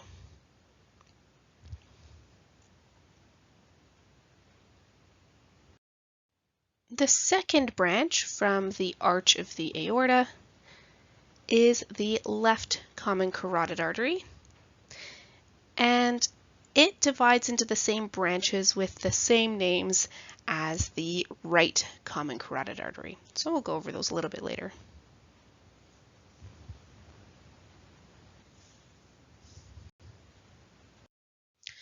Now we can follow this pathway of blood vessels from the arch of the aorta up to the brain. So a couple different routes that we can take. Brachiocephalic trunk will branch into the right common carotid artery, into the right internal carotid artery, and then to a lot of these blood vessels around the base of the brain here. So the anterior cerebral artery, the middle cerebral artery, over here like the posterior cerebral artery, the basilar artery, all going to be these blood vessels around the brain. We can also take another route here from the left common carotid artery. Just kind of gives us the left side of the blood vessels that come up to the brain. So giving us the left internal carotid, left anterior cerebral, left posterior cerebral, and left middle cerebral.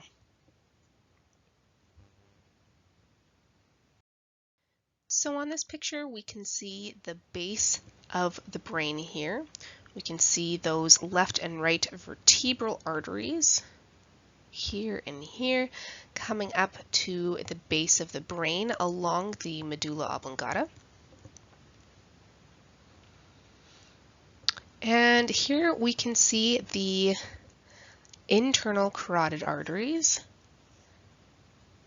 the left and right internal carotid arteries here, which are those, along with the internal carotid and basilar artery anastomoses. So here's the basilar artery, which is the main basilar artery, which will come up here and branch out quite a bit.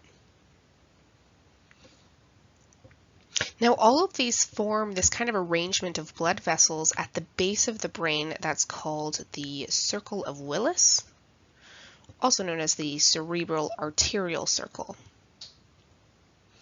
So the circle of Willis here, this is going to include the anterior cerebral arteries, anterior communicating arteries, the internal carotid arteries, posterior communicating arteries, and the posterior cerebral arteries.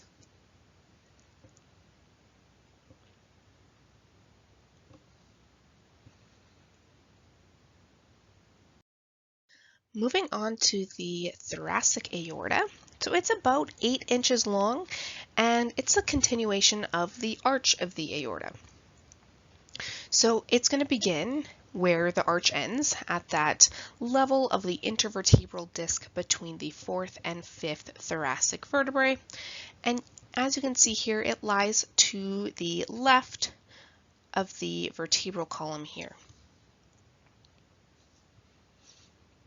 As it descends, though, it actually kind of moves closer to the midline, and it extends through an opening in the diaphragm, and this opening in the diaphragm is called the aortic hiatus.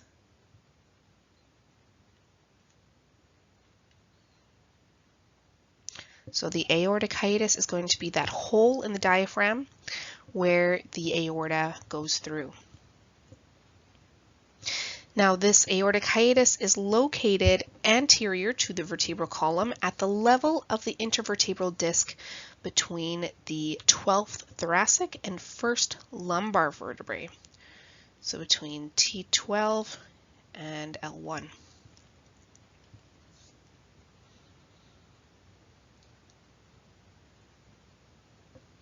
Now along its course, the thoracic aorta is going to send off numerous small arteries. Visceral branches will go to the viscera, or the organs, and then the parietal branches will go to the body wall structures.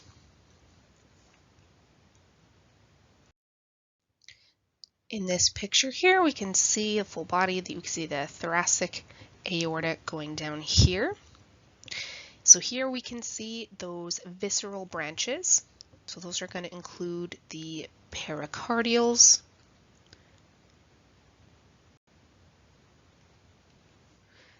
the bronchioles, the esophageals, and the mediastinals. So those are going to be the visceral branches.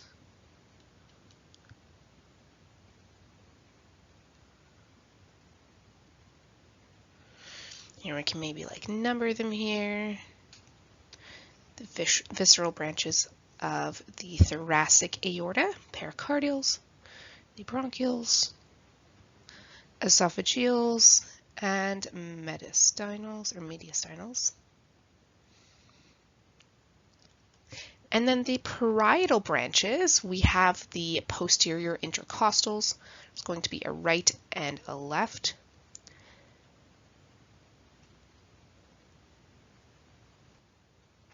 There's also going to be the subcostals, which are not labeled on this particular diagram, but then also the superior phrenics, a left and right superior phrenic. So these are from the parietal branches.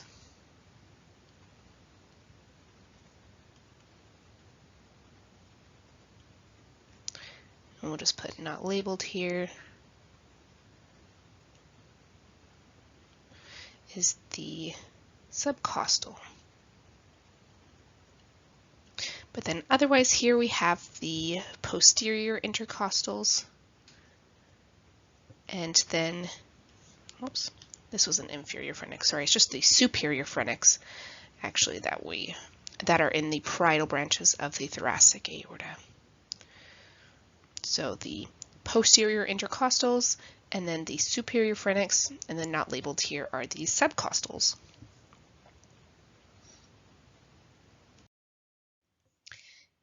The abdominal aorta, and this is the continuation of the thoracic aorta after it passes through the diaphragm.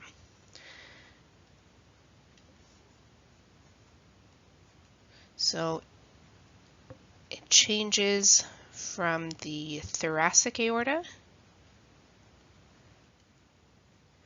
to the abdominal aorta at the diaphragm.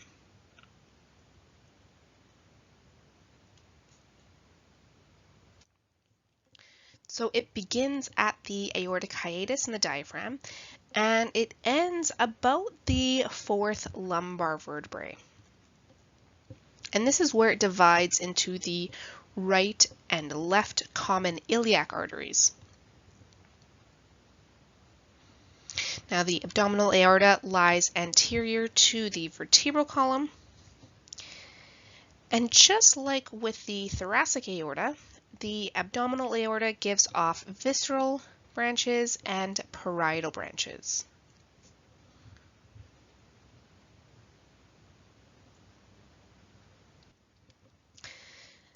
The visceral branches are going to be unpaired. So we're not going to see a left and always a right. These are going to be unpaired visceral branches, and they arise from the anterior surface of the aorta. So they are the celiac trunk, the superior mesenteric, the suprarenal, renal, gonadal, and inferior mesenteric. So we got 6 visceral branches here.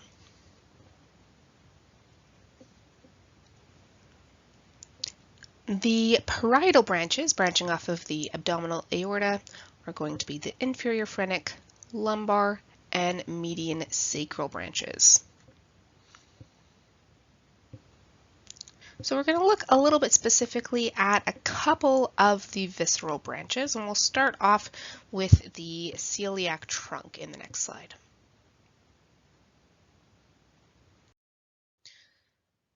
So the celiac trunk, this is the first visceral branch of the aorta inferior to the diaphragm, and it divides into 3 branches itself.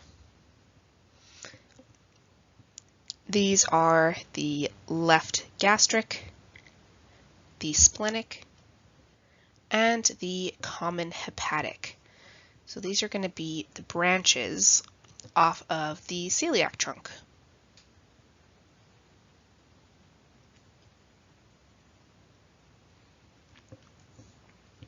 Now this trunk supplies all organs of the gastrointestinal tract that arise from the abdominal part of the esophagus to the duodenum of the small intestine, and also covers the spleen.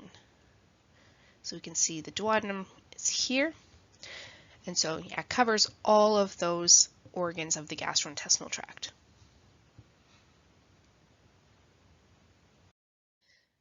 So here we have the superior mesenteric artery. This is the second branch off of the abdominal aorta, or second visceral branch. And it arises from the anterior surface of the abdominal aorta, and it extends inferiorly and anteriorly between layers of mesentery. We'll talk a little bit about mesentery later. But mesentery is a portion of the peritoneum that attaches the small intestine to the posterior abdominal wall. Now, the superior mesenteric artery supplies all the organs of the gastrointestinal tract that come from the embryonic midgut. So essentially, it's going to be everything from the duodenum of the small intestine to the transverse colon of the large intestine.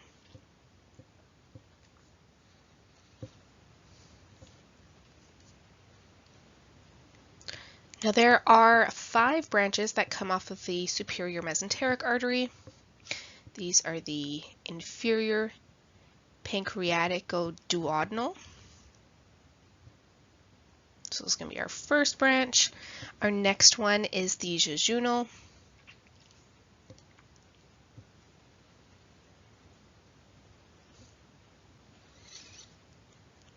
Then we have the ileocolic.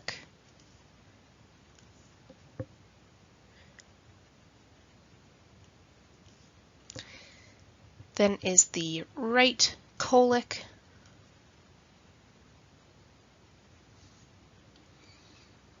And then lastly is the middle colic. So these are the branches off of the superior mesenteric artery.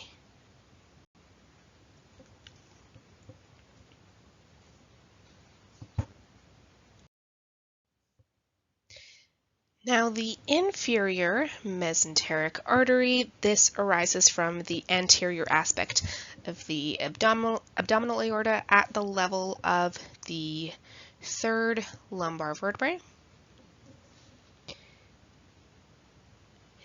And it passes inferiorly to the left of the aorta. So you can kind of see it's going this way here.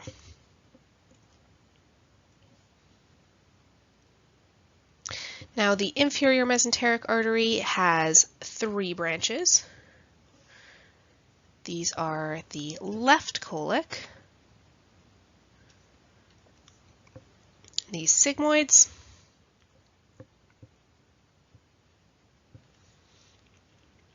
and then the superior rectal.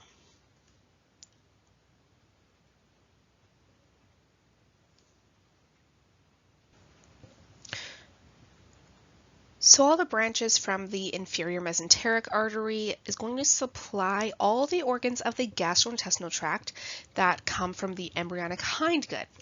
So that is from the transverse colon of the large intestine all the way down to the rectum. And we can totally see these branches because we can see from here all the way down to here, we can see those branches kind of connecting to the large intestine there.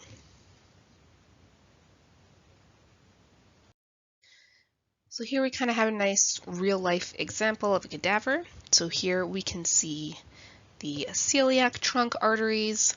We can also see the superior mesenteric artery branches and also the inferior mesenteric artery. And we can see them all in relation to the rest of the abdomen and pelvis. We can see these kidneys here. So we kind of see them in relation to one another.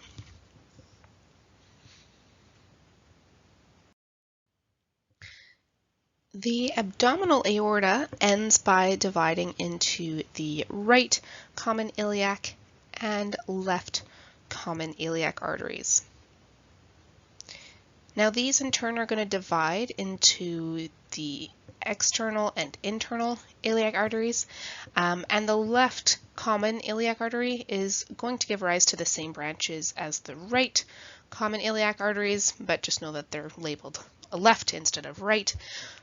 But we're just going to look at the branches coming off of the right common iliac artery, just to simplify it a little bit.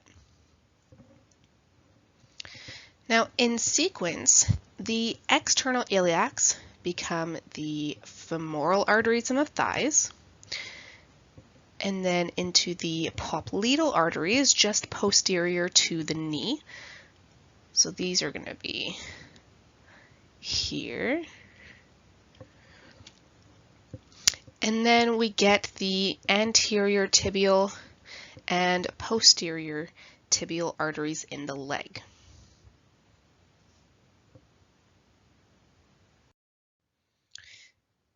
Now, the internal iliac arteries, these carry most of the blood supply to the pelvic viscera and the wall.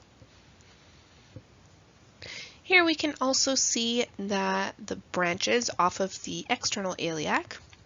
So we see that iliac turns into the deep femoral artery into the femoral, and then into that popliteal artery behind the knee we could see here. It's then going to branch into the right anterior and posterior tibial arteries in the leg.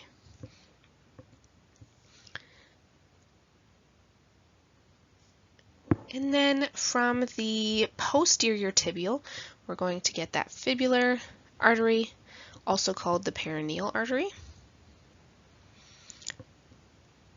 And then from the anterior tibial, we're going to get most of the arteries of the ankle and the foot.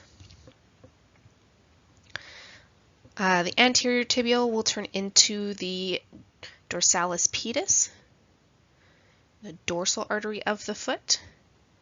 And then that dorsal artery of the foot is going to branch into the right arcuate and the lateral plantar. And then the arcuate is going to turn into the dorsal metatarsal and then dorsal digital, whereas the right lateral plantar will turn into the right plantar arch, then the right plantar metatarsal, and then the right plantar digital.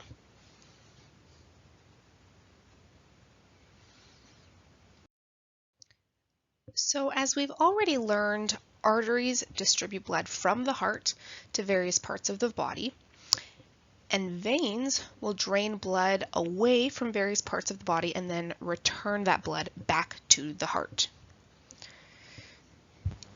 In general, arteries are usually going to be deep, and veins may be superficial or deep.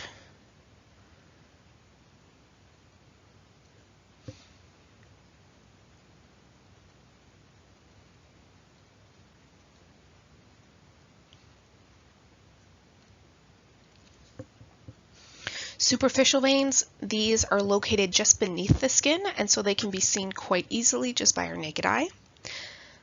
But deep veins will generally travel alongside arteries, and they usually bear the same name as the arteries. Arteries follow very definite pathways. So these are going to follow very specific, defined pathways.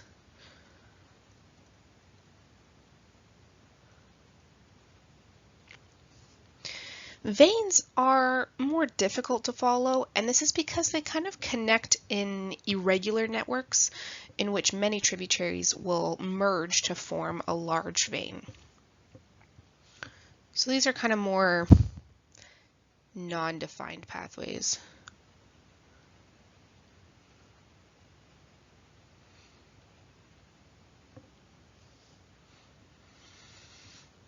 Now, although only one systemic artery, the aorta, takes oxygenated blood away from the heart, there are 3 systemic veins: the coronary sinus, the superior vena cava, and the inferior vena cava that return deoxygenated blood back to the heart.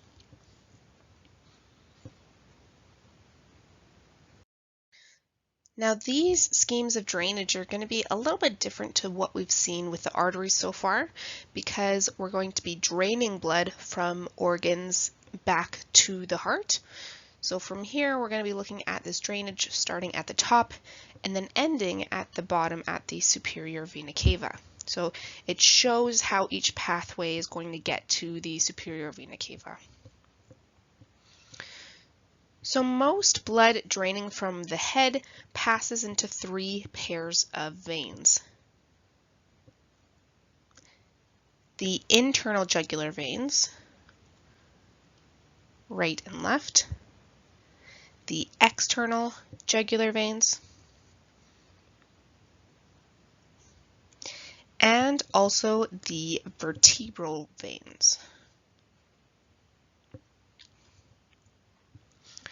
So these sinuses, remember the superior sagittal sinus is going to be the largest sinus that drains blood from the brain. And then we also have some other sinuses that drain blood from the brain as well. And they're all going to drain into the internal jugular veins.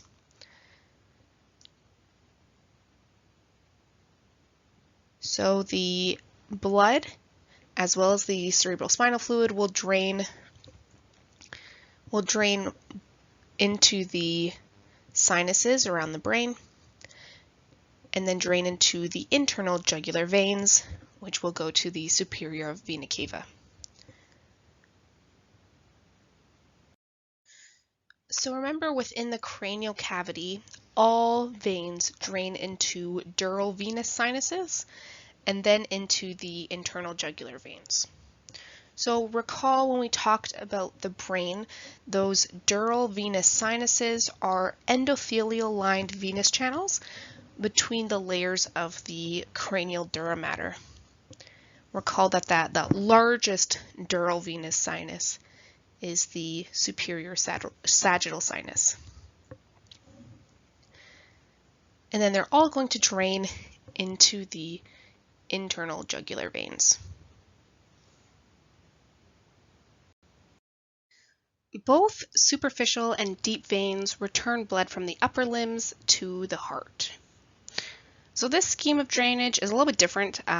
So we're going to see veins starting at the bottom of this picture here from the hands, and we're going to follow this drainage scheme from the bottom to the top where the superior vena cava is. So this here just actually shows the right limb, but we're going to see the exact same veins on the left side, just all labeled left instead of right. So from the dorsal digitals to the dorsal metacarpal and the dorsal venous arch, we'll go to the right accessory cephalic, right cephalic, and right basilic into the right subclavian.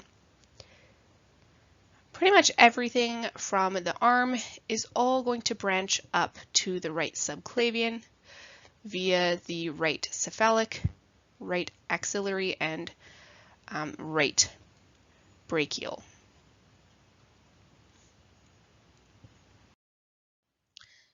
Superficial veins, like here on the left side, these are located just deep to the skin, and they're often visible to our naked eye.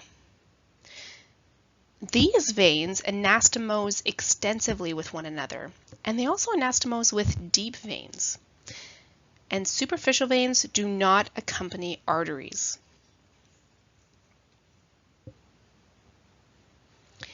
Deep veins, like on the right picture here on the other hand, these are located deep in the body. They usually do accompany arteries, and they have the same names as the corresponding arteries. Both superficial and deep veins will have valves, but the valves are actually more numerous in the deep veins. Now these are all the blood vessels, arteries, and veins are all going to be stuff that we cover in the lab, but we're just really kind of doing a brief overview in the class lectures here. But this anatomy of blood vessels, or the specific names of all the blood vessels, is more something that you should memorize for lab. So here in this picture, we can see the superficial veins of the hand. As you can also see, the veins correspond very closely with the bones that they're near. So the digital veins, metacarpal veins, they're all kind of corresponding very closely and named very closely to the bones that they are close to. Although the brachiocephalic veins drain some portions of the thorax, most thoracic structures are drained by a network of veins, which are called the azygous system.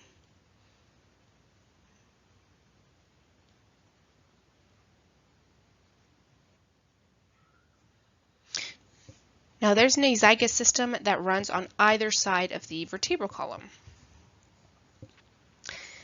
Now the azygous system consists of three veins: the azygous veins, the hemiazygous veins, and also the accessory hemiazygous veins. Now these show considerable variation in origin, course, tributaries, even their anastomoses and termination. But ultimately, all the veins of the azygous system will empty into the superior vena cava.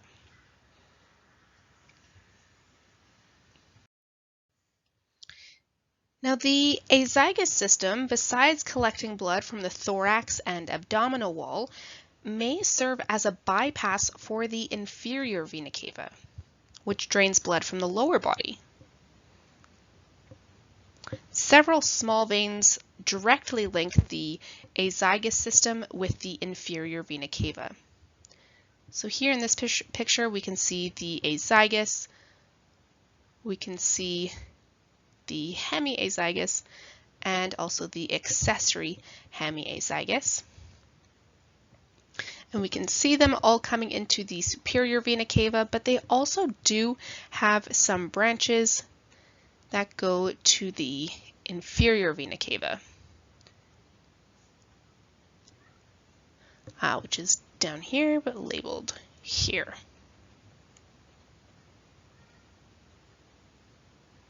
Now larger veins that drain the lower limbs and abdomen will also connect to the azygous system if the inferior vena cava or the hepatic portal vein becomes obstructed.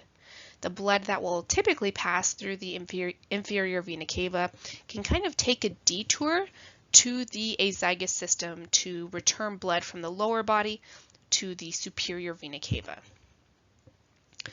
So the azygous system does drain its own systems and body wall, but the azygous system can also act as a detour if there is an obstruction in the inferior vena cava or hepatic portal vein.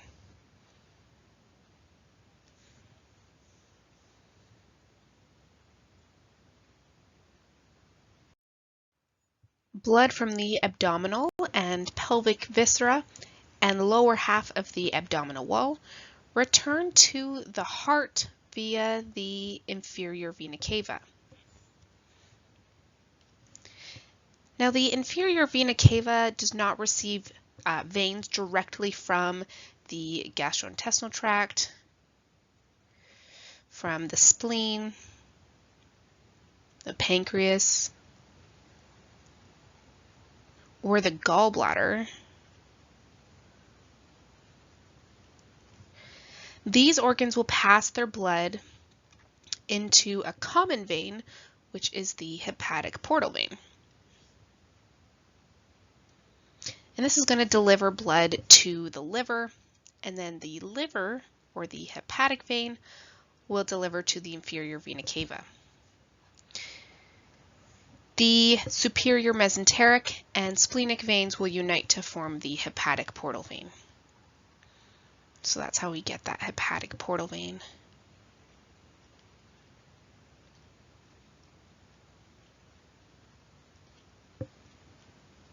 Superior mesenteric, and then the splenic.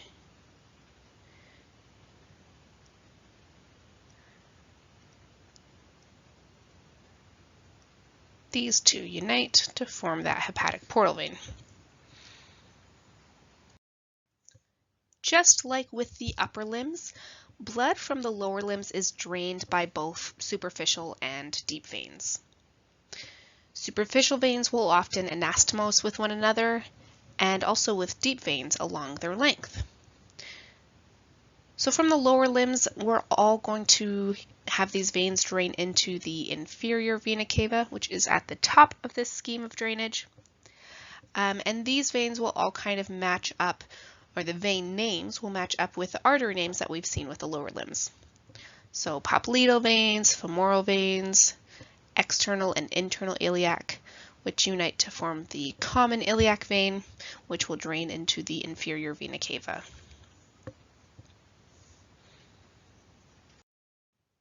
But it's really only going to be those deep veins, for the most part, that have the same names as the corresponding arteries.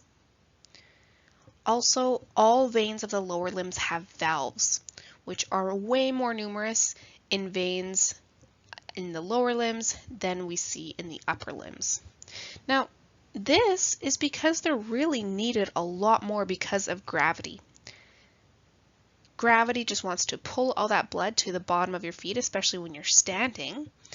And it's also much longer distance to the heart from the bottom of the lower limbs. So traveling back up to the heart requires more help. So we need more valves in the veins of the lower limbs. The hepatic portal circulation carries venous blood from the gastrointestinal organs and the spleen to the liver.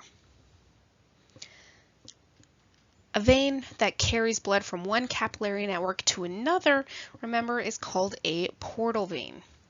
So here we have the hepatic portal vein, hepatic meaning liver.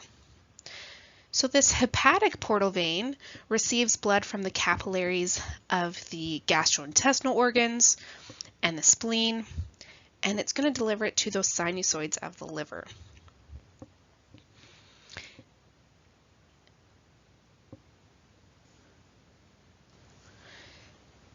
The superior mesenteric vein, as well as the splenic vein, will merge to form that hepatic portal vein. In our key, in the bottom left here, we can also see that the green veins are going to be veins that drain into that superior mesenteric vein. And then our yellow color are going to be the veins that drain into that splenic vein. Again, superior mesenteric and the splenic vein will merge into that hepatic portal vein.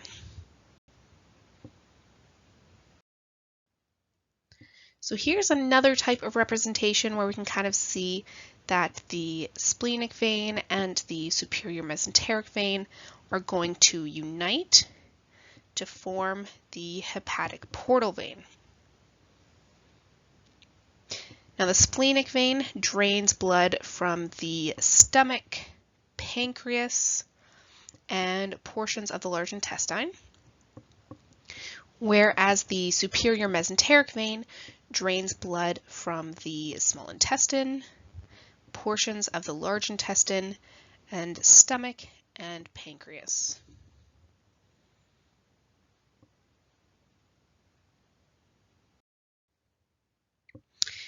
Here we have the pulmonary circulation.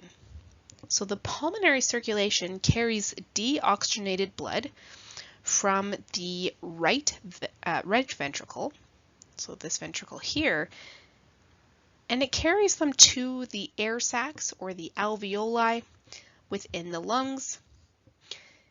And it also returns that oxygenated blood from the air sacs back to the left atrium of the heart.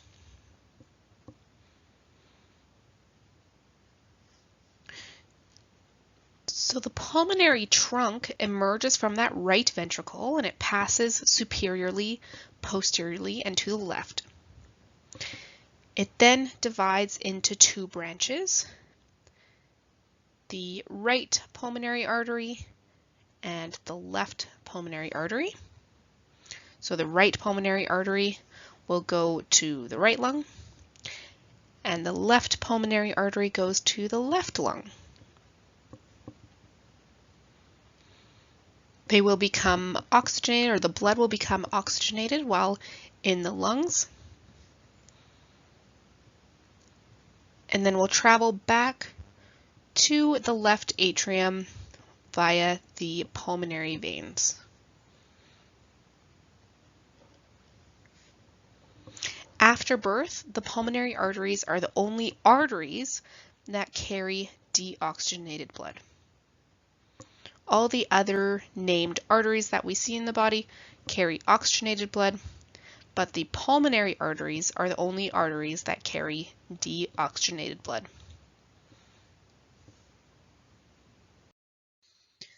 Upon entering the lungs, the branches will divide and subdivide until finally they form capillaries around air sacs, which are called alveoli in the lungs.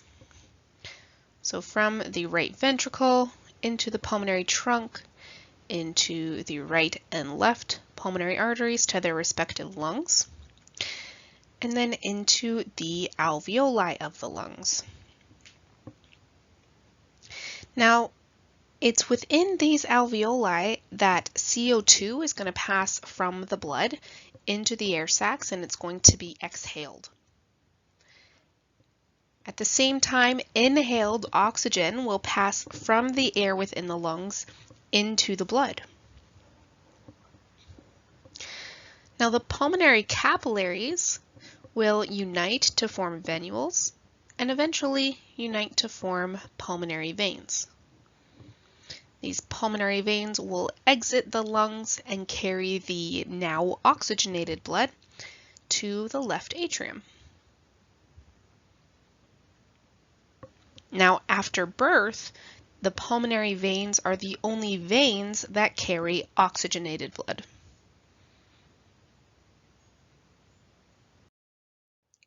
The circulatory system of a fetus is called the fetal circulation, and it really exists only in the fetus and contains special structures that allow the developing fetus to exchange materials with its mother. It differs from the postnatal circulation, or the circulation at or after birth, because the lungs, the kidneys, and the gastrointestinal organs don't actually begin to function until after birth.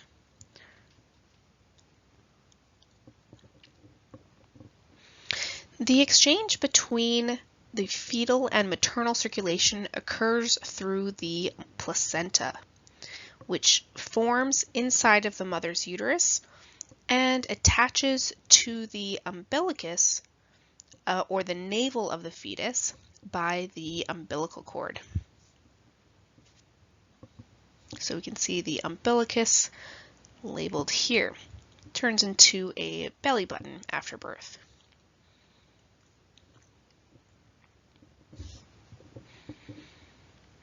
The placenta communicates with the mother's cardiovascular system through many small blood vessels that emerge from the uterine wall.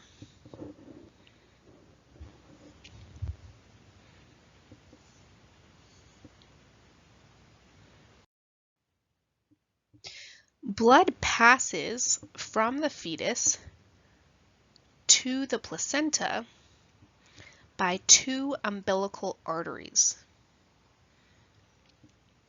This is going to be within the umbilical cord.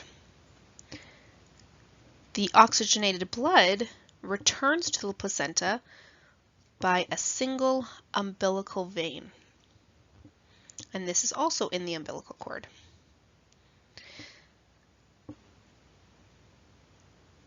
Some blood flows through the branch that joins the hepatic portal vein and enters the liver, but most of the blood flows into the second branch, the ductus venosus, which drains into the inferior vena cava of the fetal circulation. After that, the circulation is pretty well the same from what we've learned prior.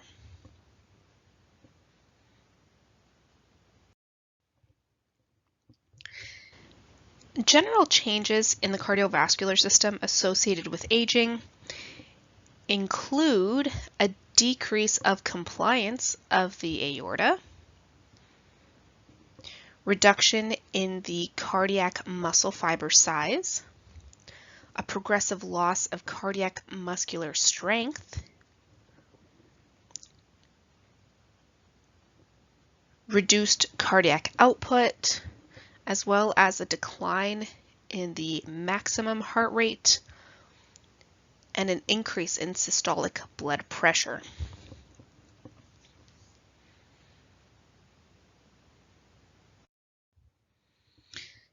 Just like any other system in the body, the cardiovascular system contributes to all other systems of the body and contributes to the homeostasis of the entire body. Blood delivers calcium and phosphate ions that are needed for building bone in the skeletal system. It will remove heat and lactic acid from skeletal muscles, as well as carries hormones for the endocrine system. It also carries nutrients, oxygen, and carbon dioxide for pretty much every system of the body.